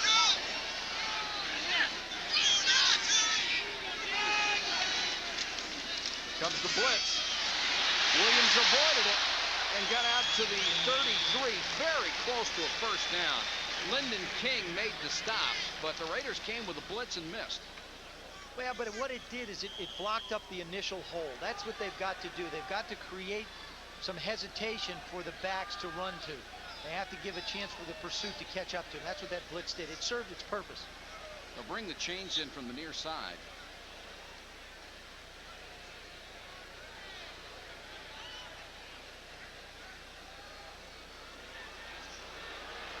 And short by a couple of inches.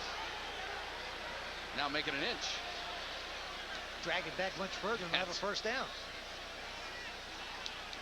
This is Chuck Knox kind of football, though. 3rd and inches. Let's go and play a little smash mouth. And he didn't appreciate what Bruce Goslett said, you know, the offensive coordinator from Cincinnati last week. He said, you know, we got beat by a bad team. I don't think Chuck would like anybody to say that about his football team. On 3rd and 1, the Seahawks have run 98% of the time in the last 3 years. No different here, and Warner has the first down. He's near the 35. You hear coaches talk about tendencies. Even though you have tendencies to do a certain thing, if you do them well, it doesn't make any difference. Coming up next Saturday, special edition of NFL Game Day starts at 11:30 Eastern. Chris and the entire gang will be there, and then Saturday night, Joe and I will be in Houston. The Browns and the Oilers for the AFC Central. It is a winner-take-all situation. Houston at 8-6. Cleveland with a gutsy performance today, 8-6-1. Then next Sunday, NFL Game Day again at 11:30 Eastern. Prime time at 7.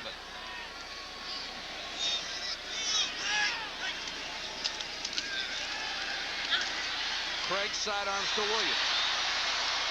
Kind of action that was so successful in the first half. Well, they started at the beginning of the second half. They started to get away from it, throwing the ball to the wide receivers. Now it seems they've gone right back. They'll look down the field, give their fullback and halfback a chance to get out, dump it off, and let them run with it. And you take 7 yards every first down. You ask anybody, I'd wind up with 2nd and 3 and be very happy all day.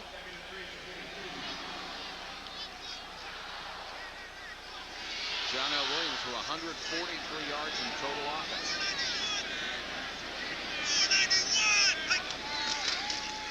Warner dancing and got maybe about a half a yard out of the tango.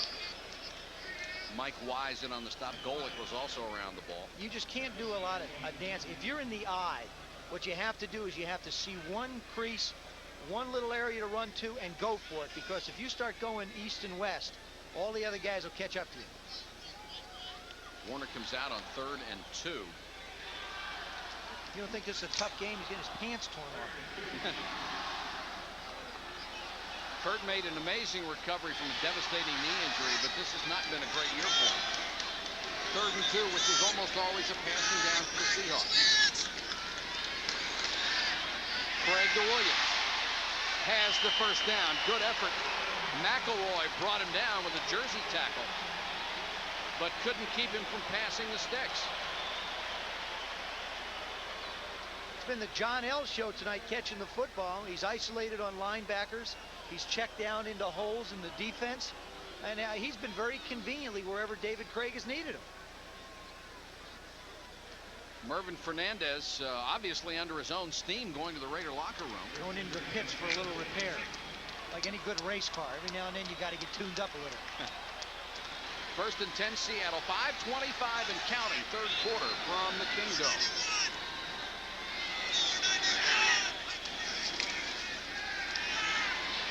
Golick with some pressure. Krieg got away. McNeil, his tight end, takes the dump off. Bounced off a couple of tackles, a couple of more.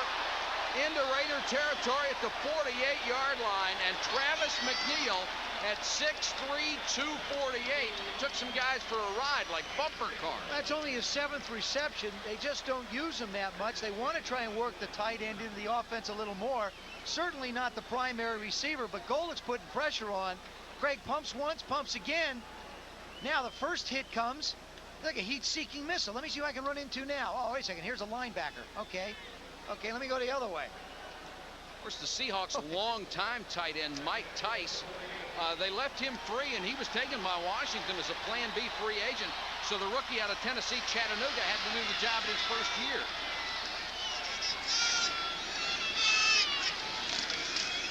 Williams, not much there. Golick was in on it again. And another thing, Joe, about having a rookie tight end, it doesn't help your ground game. It doesn't help your running game at all, because that's really what the tight end's job is in Seattle. It's been Chuck Knox's belief since he started coaching is that you got to have that tight end who can block. And this guy's got a lot to learn, but he makes a big contribution on being a safety valve, comes up with the play. 3rd down, 4. Seahawks trying to respond to 2 straight Raider touchdowns.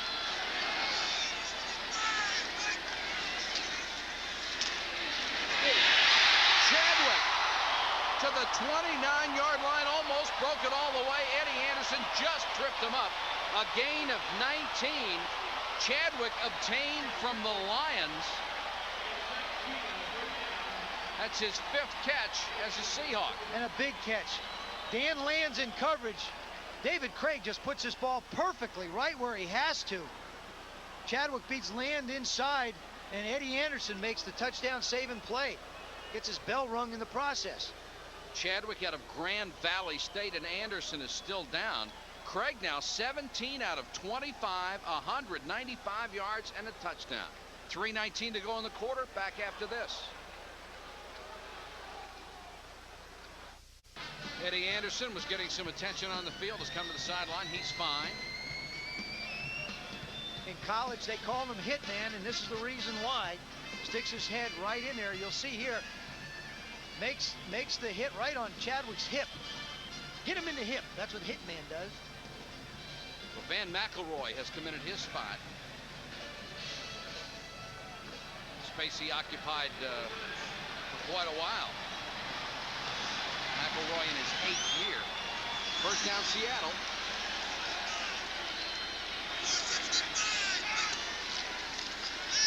Three-man rush.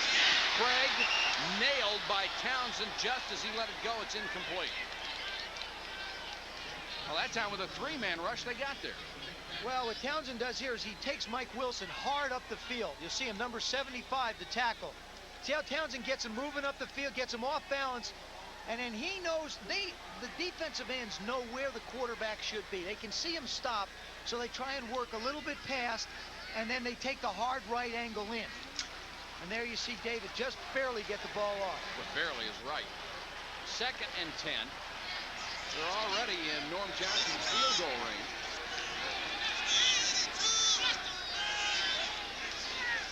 Fake to Warner.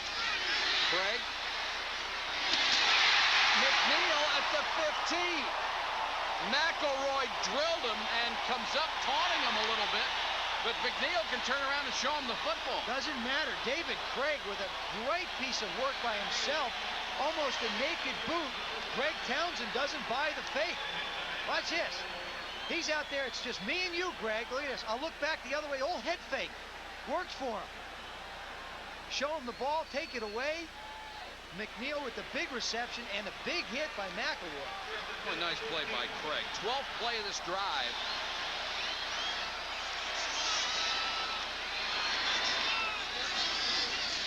Williams on the delay behind Wilson.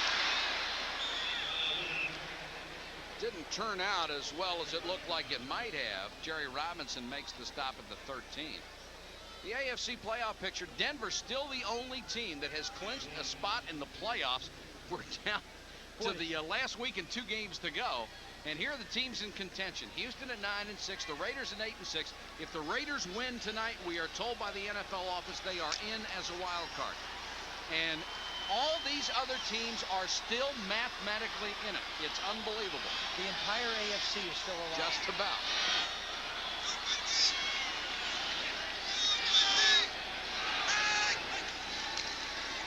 Second and 9 for Largent. Couldn't get there. Lionel Washington again had him covered very, very well. That time Krieg was just relying on Largent to outmaneuver Anderson. Well, these corners of the Raiders, Washington. they'll allow the guys to go by. You know, they're not going to let them go by them. They run in front of them.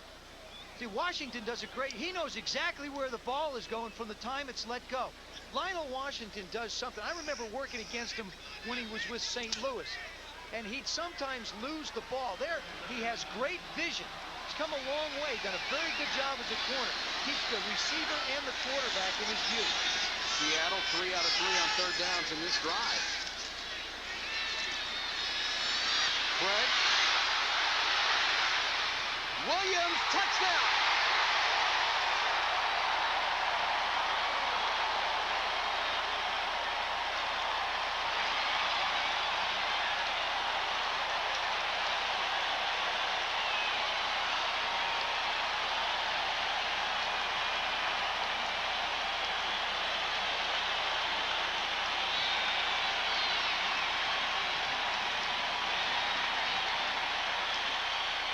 Williams has caught 10 passes from Dave Krieg tonight, 122 yards and a touchdown. He came into the game as the leading receiving running back in the AFC. Norm Johnson for the point after. And the Seahawks have answered the Raiders' challenge. Flag is down. The point was good. We'll check the penalty.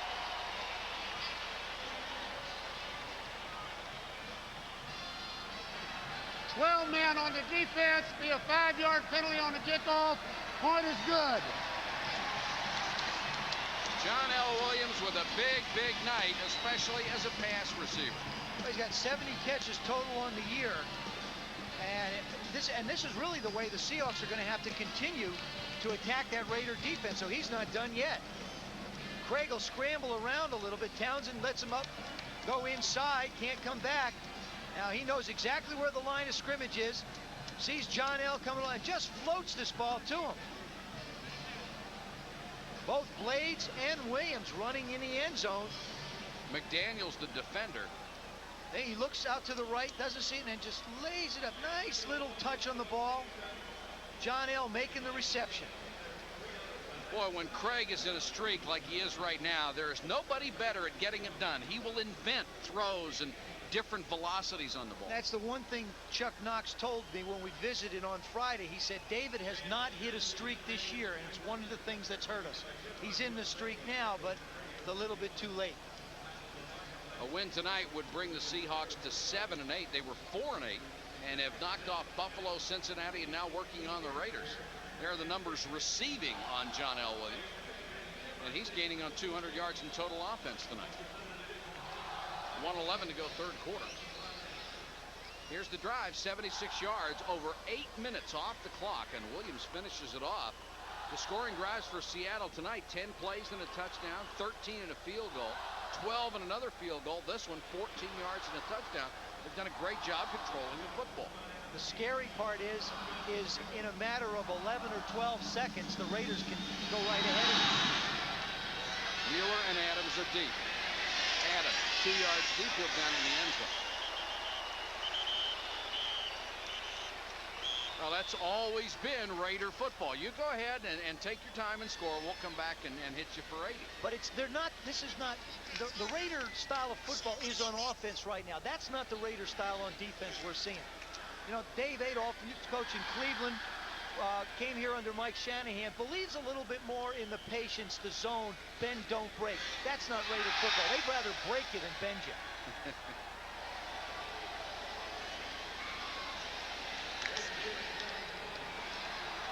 Raiders from the 20. First and 10, 1:04 to go third quarter. Smith, the single setback.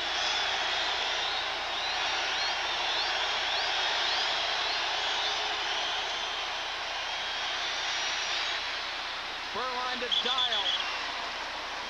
Closest man to it was Nesby Glasgow, but Dial was wide open. Well, he wanted to go to Bo Jackson up the right sideline.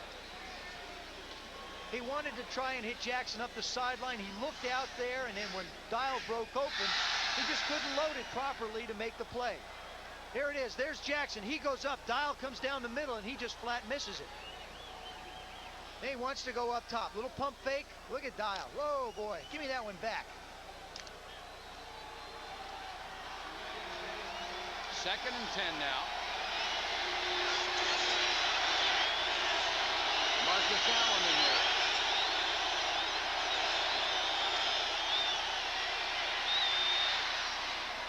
Dial made the catch this time across the 40, still on his feet, 50 into Seattle territory. Wyman brought him down from behind.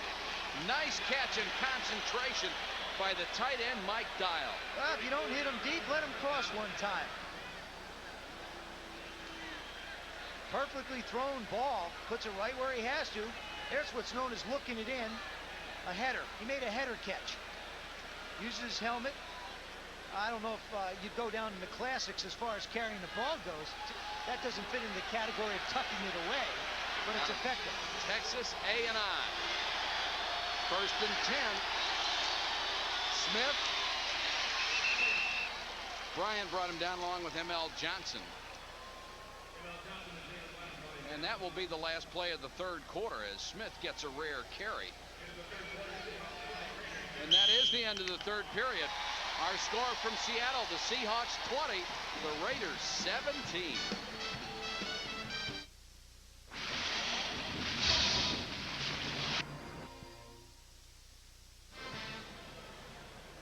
Tom Flores on the right of your screen, who spent so many great years with the Raiders, now the general manager of the Seattle Seahawks.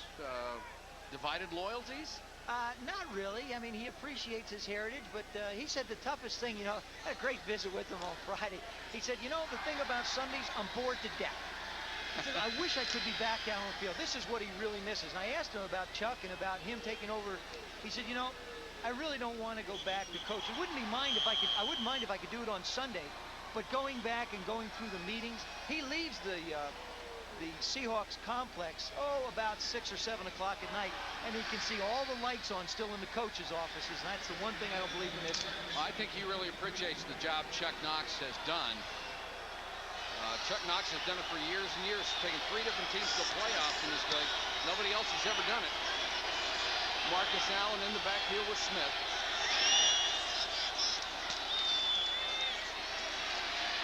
And Beuerlein wants it all. Willie Gault. Harper intercepted. Harper with a convoy. He just ran out of gas. And he comes up limping. And now one official is standing at the goal line, and they're having a conference. Harper gets only his 2nd interception of the night. And they are going to bring it back to the 1-yard line. They're going to mark him on the 1-foot line. This is a great interception. The ball is thrown outside. Willie Gault takes the inside. The receiver is ruled down by contact after intercepting momentum. It'll be first down from where he caught the ball. You see Gault go to the inside. Little in and up move like a hook and go. Harper doesn't buy it. Now the ball is thrown outside.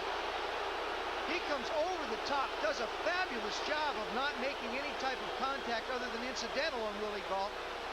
See, that interception is really a thrower's interception. The ball should have been thrown inside where the receiver was. And I don't think that ball ought to be spotted at the 1. I think it ought to be in the end zone. His momentum took him in. No, but his knee hits, Mike. I got to disagree with you. If he was still running, I'd agree. But the fact that his knee was down, just like it would be as a ball carrier, I'm sorry, you're right. That's why I'd make that call. So the Seahawks will take over on the 1-foot line, and they're working on Harper. They are reviewing it upstairs. See, I think they sort of thought what you thought, but when you see him make the interception... Well, they're wrong, too. Yeah, well, what else is new?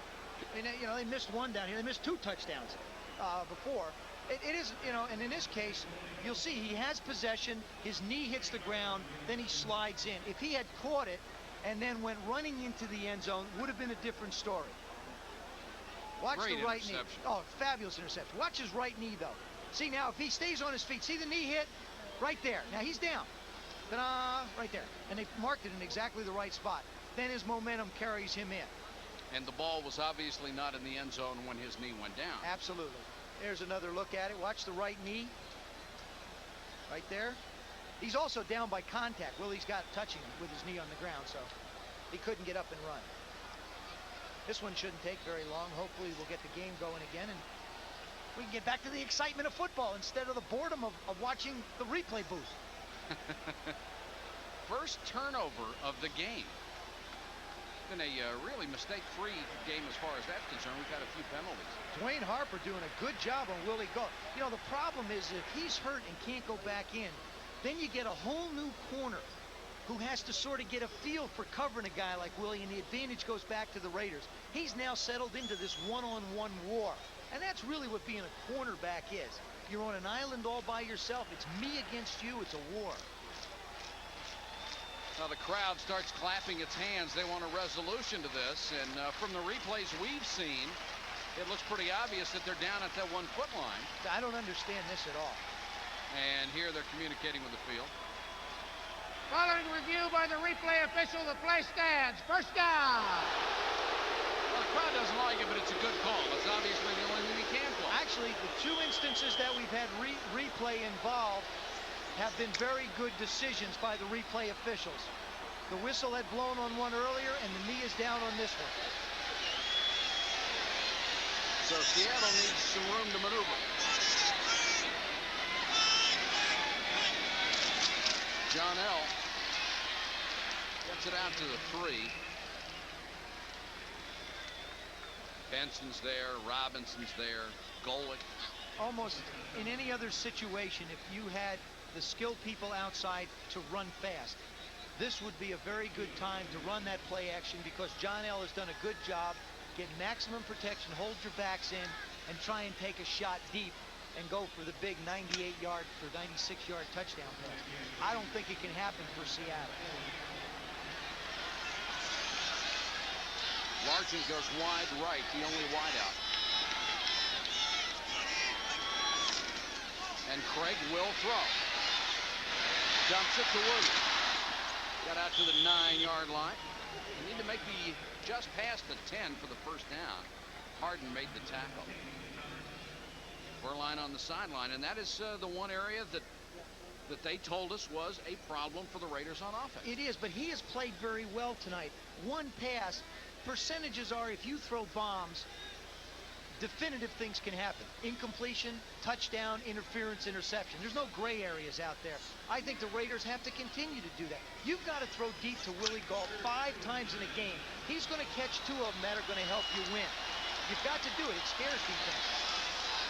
Krieg the shotgun on 3rd and 2. Looking for something safe. Chadwick makes the catch at the 18. That will be a first down. Dan Land on the coverage, but Chadwick comes through with his 2nd catch of the night. We saw Lewis Clark earlier make a reception like this on the post. Does a nice job on hand. This is what Chadwick was brought in for. Good hands, good moves, makes the play. I mean, he fits into the mold of a Seattle receiver. I mean, everybody is, you know, you try and pump out a little large and clone, and you get guys that run good moves, make clutch catches. Couldn't have a better model, could you?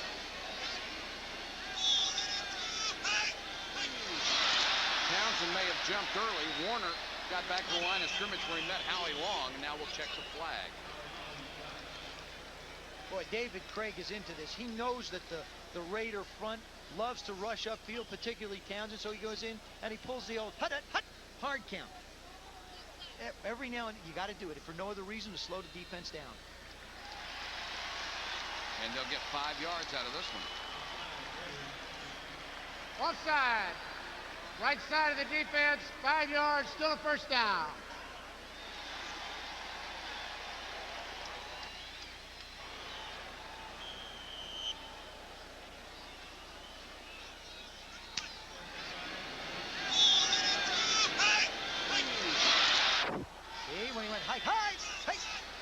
But he didn't use that illegal head bob you were so famous for. No, I mean, I couldn't say hike like that. I commend him that he can say it without using his head bob.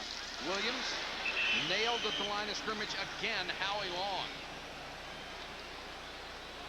Now in a football game is when you've got to have your stars play. Now is when the guys that you count on to make big plays have to make them. Howie Long is a guy they count on defense to make big plays. He's starting to make his presence felt. 2nd and 5, no gain after the penalty and 1 carry. 11:38 and counting from Seattle.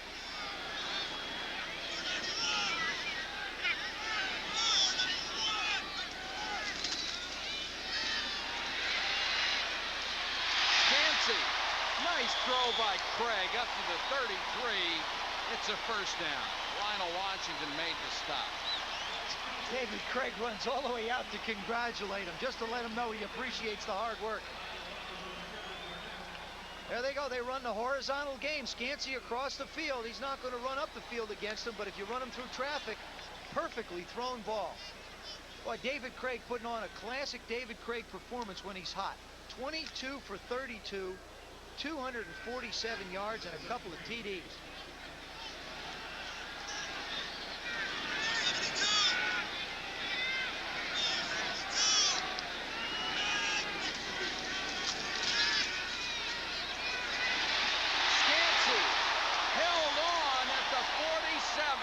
Some catch, some throw. Well, you get a feeling sometimes for a wide receiver, and you just plant and fire, and Scansey's just catching anything in sight, and David Krieg knows it. There he is. He goes up the field. Now he's run across the field from Washington before. Now he goes up a little further and really takes a shot in midair, protects himself. If there's one guy who looks exactly like Steve Largent, if you were to change jerseys, you almost couldn't tell them apart. He's been with them so long. He has all of his mannerisms and his clutch catching ability as well. Scansey does not come out unscathed. McElroy got a shot, and Washington was slow getting up. Everybody paid on that one. Williams as Howie Long strung it out beautifully. Long just stood up Mike Wilson, the right tackle, wouldn't let the play go anywhere. Howie's made 3 big plays in the last series. Scansey comes back on the field. Looks like he's bleeding from the mouth. Yeah, that's great. That's great? Yeah, you know, you go tell Scansey that's no, great. I mean, you know, I'll tell you something. In a football game, I used to love to get hit early. Not necessarily real hard, but hit early.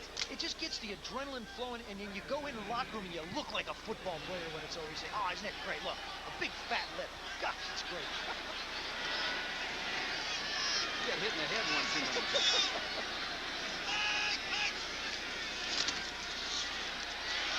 Krieg again ducks out of trouble. Going for the first down. He's got it, out of bounds.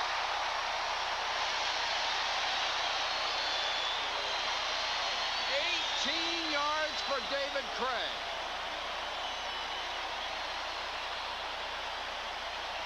He's just been sensational tonight. That's all you can say. Here's a guy who was booed a couple of weeks ago and benched. Look, he steps up in the pocket. The Raiders continue to bring just 4 to put pressure on him. He sees the open field and he says, hey, there's nobody there. I'm gone. Not only that, I'll get a little bit more. Well, that pump fake cleared things out, didn't it? I tell you, all he do is turn inside. He's hit everything. They have to respect him. He should be smiling. That was before he got benched.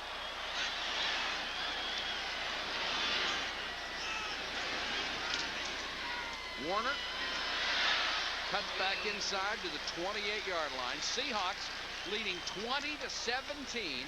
8:47 to go in the game. I still believe that the Raiders at some point are going to have to commit more people to trying to stop the run. They're going to, and by that, as well as stop the run and also put more pressure on David Krieg.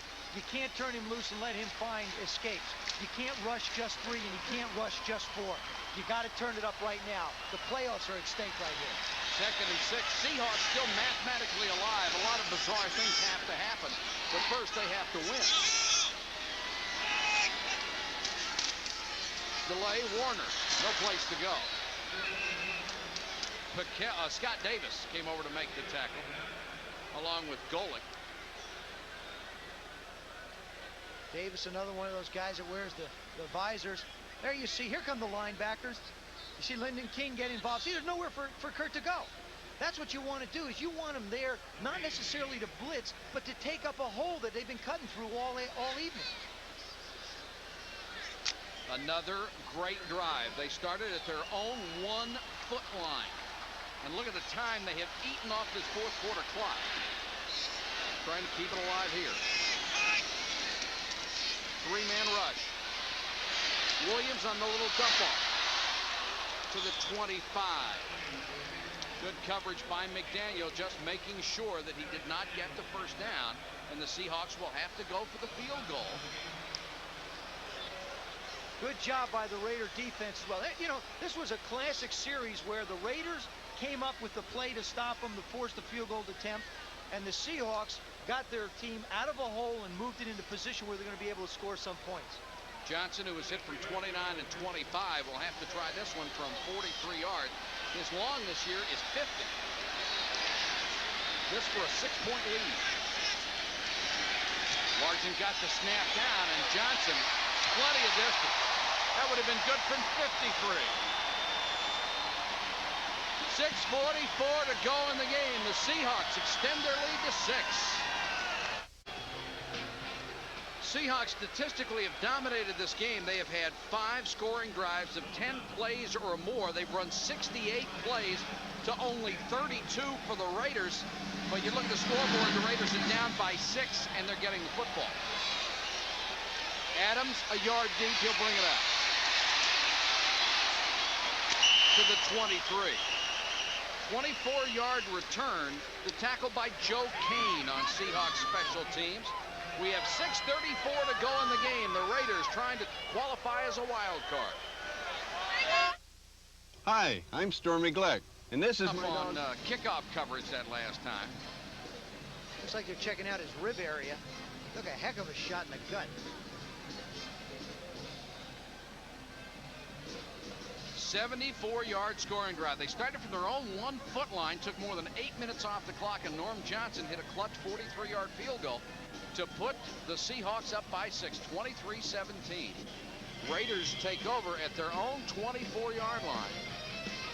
And the Dream backfield is in there together. Bo Jackson and Marcus Allen. In the past, Marcus has gone to the fullback spot, never complained about it. Before he was hurt this year, he said, I might not do it this time.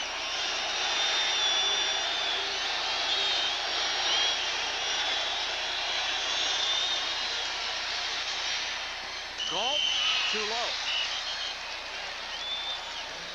Robinson on the coverage, but Galt was open. What Beuerlein did that time is he backed out looking to his left, then tried to reset his feet and throw right. He's not nifty enough to do that. He's got to take one side. They're going to be afraid of Galt. Look at Galt, let him push the defender off, and then come back out and make the throw. Make sure of the throw.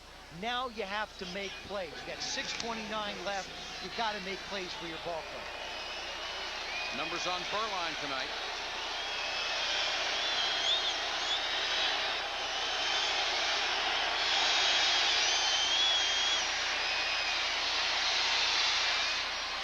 Dial. Good catch. Really racked by David Hollis. Going to be a little slow getting up, but another good grab by Dial, and he grabs his ribs. And that's Hollis. There have been some wicked hits tonight. Nobody's holding anything back. The Raiders know what's at stake, and the Seahawks have played just purely for pride, and they're letting it all hang out on the field tonight.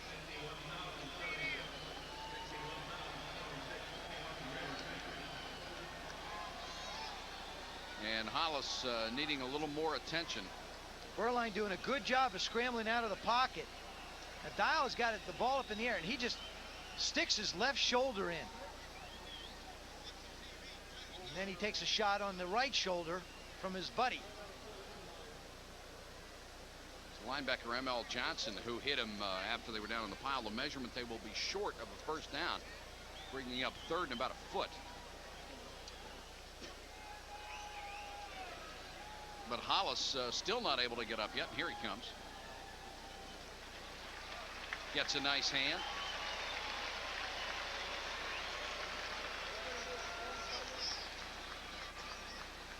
Looks like you got another one of those stingers.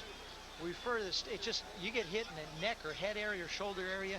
It's just like all kinds of pins and needles, just little explosion all through your body. That's what those stingers are. Third and a foot, approaching 6 minutes left in the game.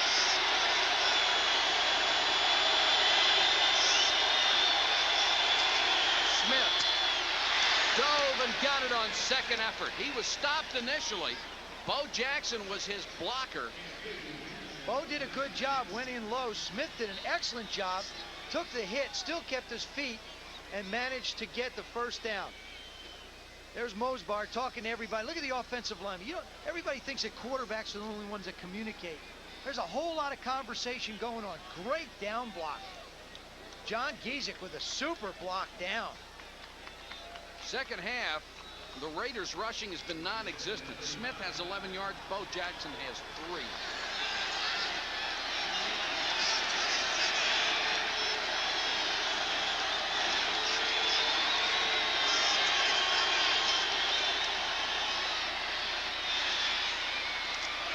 Fernandez in front of Hunter. Out of bounds. No, inbounds. Said he was shoved out. The ruling is he would have come down inbounds, except he was pushed. Again, here's the speed. No, you don't even see the defender in the picture. There's the catch. Boy, he does an excellent job just hanging on to the ball. Looked like he came down inbounds anyway. Yeah, really. I mean, the thing about the Raiders, their tight ends and their wide receivers just are great at hand catching. They don't let the ball get to the body very often. Another first down. Raiders from their own 46. Bow on the delay. Boy, he runs hard. Down to the Seattle 41. Nesby Glasgow, the strong and Bow safety. very unhappy about this. Well, he doesn't like getting hit. You know, when the cornerbacks come in a little bit late, you know, they know that Bow's going to fight for the extra yard, so they're going to keep on popping him. Nesby Glasgow said when he hits his hot button, there ain't anybody going to catch him. 12 carries, 69 yards. There's the breakdown by quarter. Started off strong, and that was a big run there.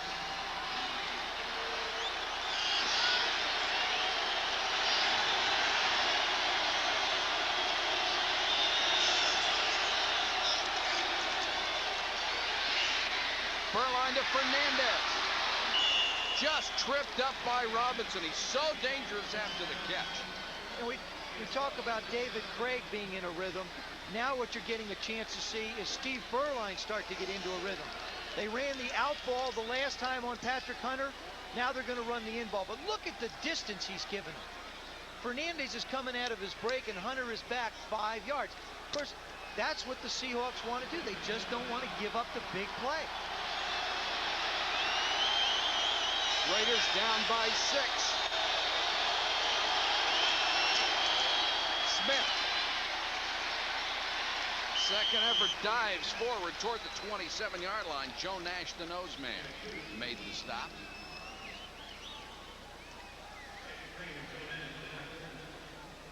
Chuck Knox, a great motivator. When his team was 4-8, really no reason in the world other than professionalism and coaching to keep playing as hard as they play. And the one thing about him that you can say is consistency. He remains consistent. This is a very new experience for him to have his team be in a losing situation. He said he doesn't like it. He's never lost in Seattle. Well, somebody asked him if he was burned out. He said, no, I'm just burned up. Second and 8.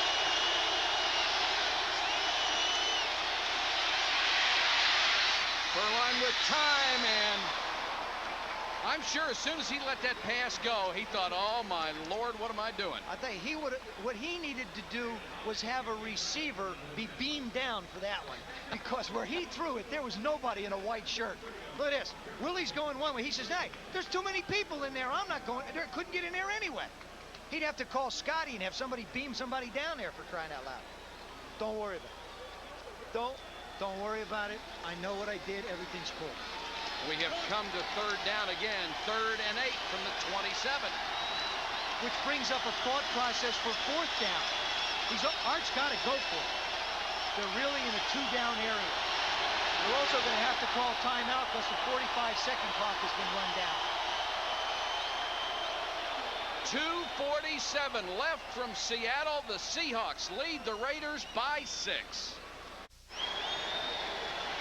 2:47 to go in the game. Raider football, 3rd and 8. This is what it's all about. This is the kind of game you want. First of all, it gets you ready for the playoffs. Secondly, if you win, you're in the playoffs. That's the situation that faces the Raiders right now. Is this 2-down area here? Do you go for it on 4th if you don't make it on 4th? You have to. There's not enough time to give them a chance to get the ball back. You know that Seattle's going to hold it from you. The Raiders are in the playoffs. If they win tonight, Seattle would stay alive with a win tonight. They would still need a miracle.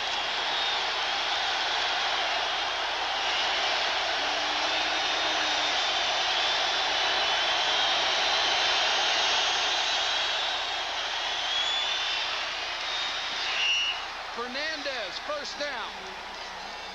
What impressed me more than anything on that play, Mike, is the crowd tries to get into the play. Beuerlein says to his guys, I'm coming up. It's going to be on a quick count. That way nobody can jump off sides and you get a chance to run a play. Fernandez, the big clutch man inside the 20. That was a nice double move he put on, too, and Beuerlein knows how big that was. You know, he's going to grow up here in a few years and start to be a starter, and he's not going to have to look to the sidelines to cheer. He's just going to know he's doing a great job. 1st and 10 from the 14.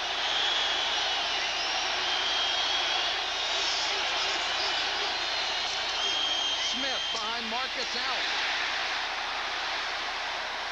Boy, nice job by David Wyman, 92. The linebacker shot the gap and made the big hit. He said simply, everybody, you know, like they talk about Bo, they talk about Marcus.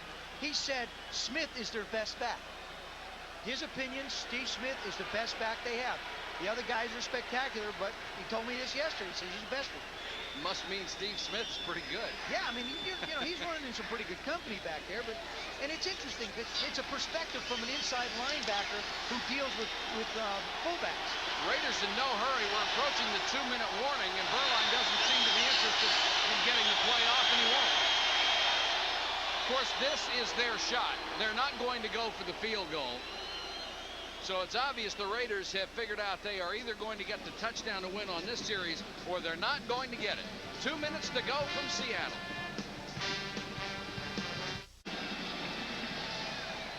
Dan and John Saunders will be along with Sports Center right after our telecast. 2 minutes to go in the game. Seattle leading by 6, but the Raiders have the ball at the Seahawks 14-yard line. The Raiders with 2 timeouts left. Seattle with 3. There's absolutely no question who's in charge of that Raider offense. Steve Beuerlein just giving instructions to everybody. This is what you have to do as a quarterback. You have to explain to him what you're going to do, not only on this down, but on the next one, and what happens if it's a completion, what happens if it's an incompletion. Beuerlein, he's impressed me a lot. He's in charge, and there's a very interested spectator. Remember, the Raiders have used up a lot of time here.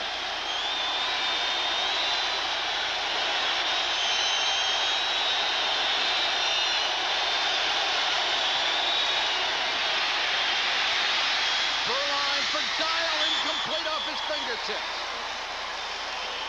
Robinson and Hunter were back there with him, but he got a hand on it.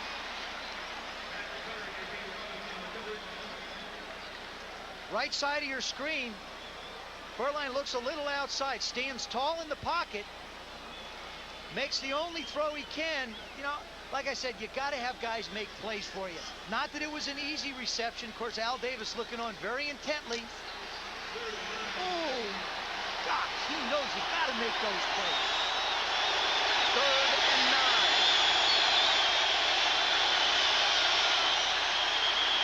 The left tackle, Steve Wright, moved early. Rory Graves, who had played at that spot before he hurt an ankle, had moved twice at left tackle. False start. Number 66 on the offense.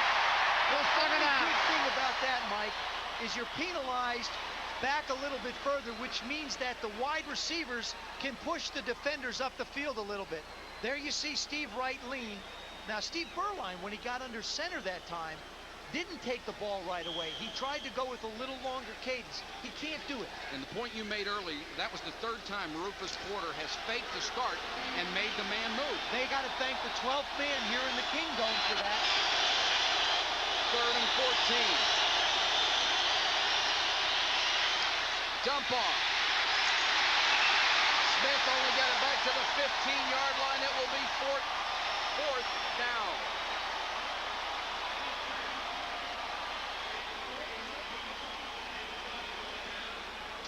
And you see Archell. He wants a timeout to talk it over. I don't think that can be right. I think it's only 3rd down. Well, I'm not. If they accepted the penalty, they made the 1st down to Fernandez. Then they threw the deep one down the middle, right, to Dial. And then they were called for illegal motion.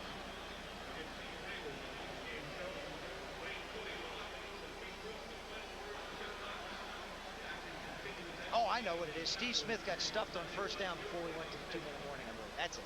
I was missing a play. You lost me. I'm missing a play. You know, it happens in the heat of battle. Sometimes that's why you have coaches to remind the quarterbacks.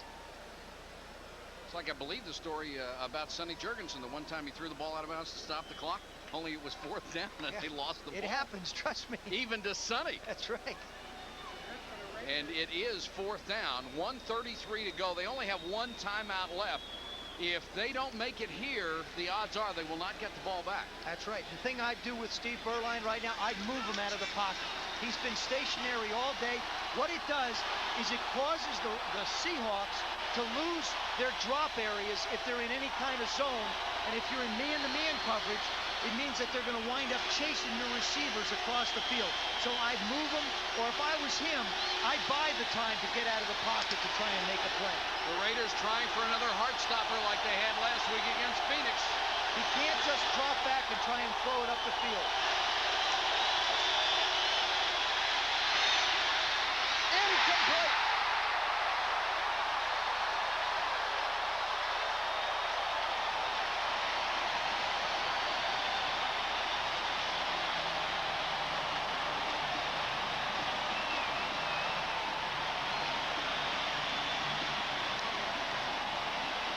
Intended for Fernandez, too high. James Jefferson was right there. There it is. Fernandez drives him deep, and he just hooks up. Now, he'd have the first down right there. That ball's just too high. There are your teammates on the sidelines. Oh, gosh, did they want that. And they can see it slipping away. It will be the 7th loss of the season. Los Angeles not out of it at 8-7, but now all the playoff tie-breaking possibilities come into effect. The Seahawks at 7-8, 7-8 are still mathematically alive, but you have to tip your hat to the Seahawks for what they have done the last 3 weeks after they were 4-8. And the guy I think you ought to really pat on the back is Dave Krieg. Here's a guy, like you say, Mike, who just doesn't get the kind of credit that a Marino or a Montana does. But when you look at the rankings of quarterbacks in the history of the NFL, Dave Krieg is up there in the top 4 or 5. And also a guy who deserves an awful lot of credit is Chuck Knox for not allowing his football team to fold his tent up when they had every opportunity to. This telecast presented by authority of the National Football League, intended for the private use of our audience. Any rebroadcast or other use without the express written consent of the National Football League is prohibited. And a very disappointing moment for Steve Beuerlein. And, you know, it's going to make him better because he's done a good job tonight. He's done the things he's had to get his team in position. He just made one bad throw, really. If the Raiders get into the playoffs, Beuerlein can look back at this game and say, hey, I learned some lessons. He will be a better leader and a better quarterback for what's happened here tonight. Not that it's going to make him feel any better. I know that feeling. I've been there. The Raiders cannot stop the clock anymore, and I don't know why the clock is stopped at 1:21. The officials conferring. The Raiders are out of timeouts. And now they're going to mark off a penalty against the Raiders, and Chuck says, hey. 5 yards, still second down. Penalty called against the Raiders, and Chuck says we got to start the clock, guys. He is not loosening up his tennis arm. He's an avid tennis player, but he's not loosening it up. He's saying wind the clock.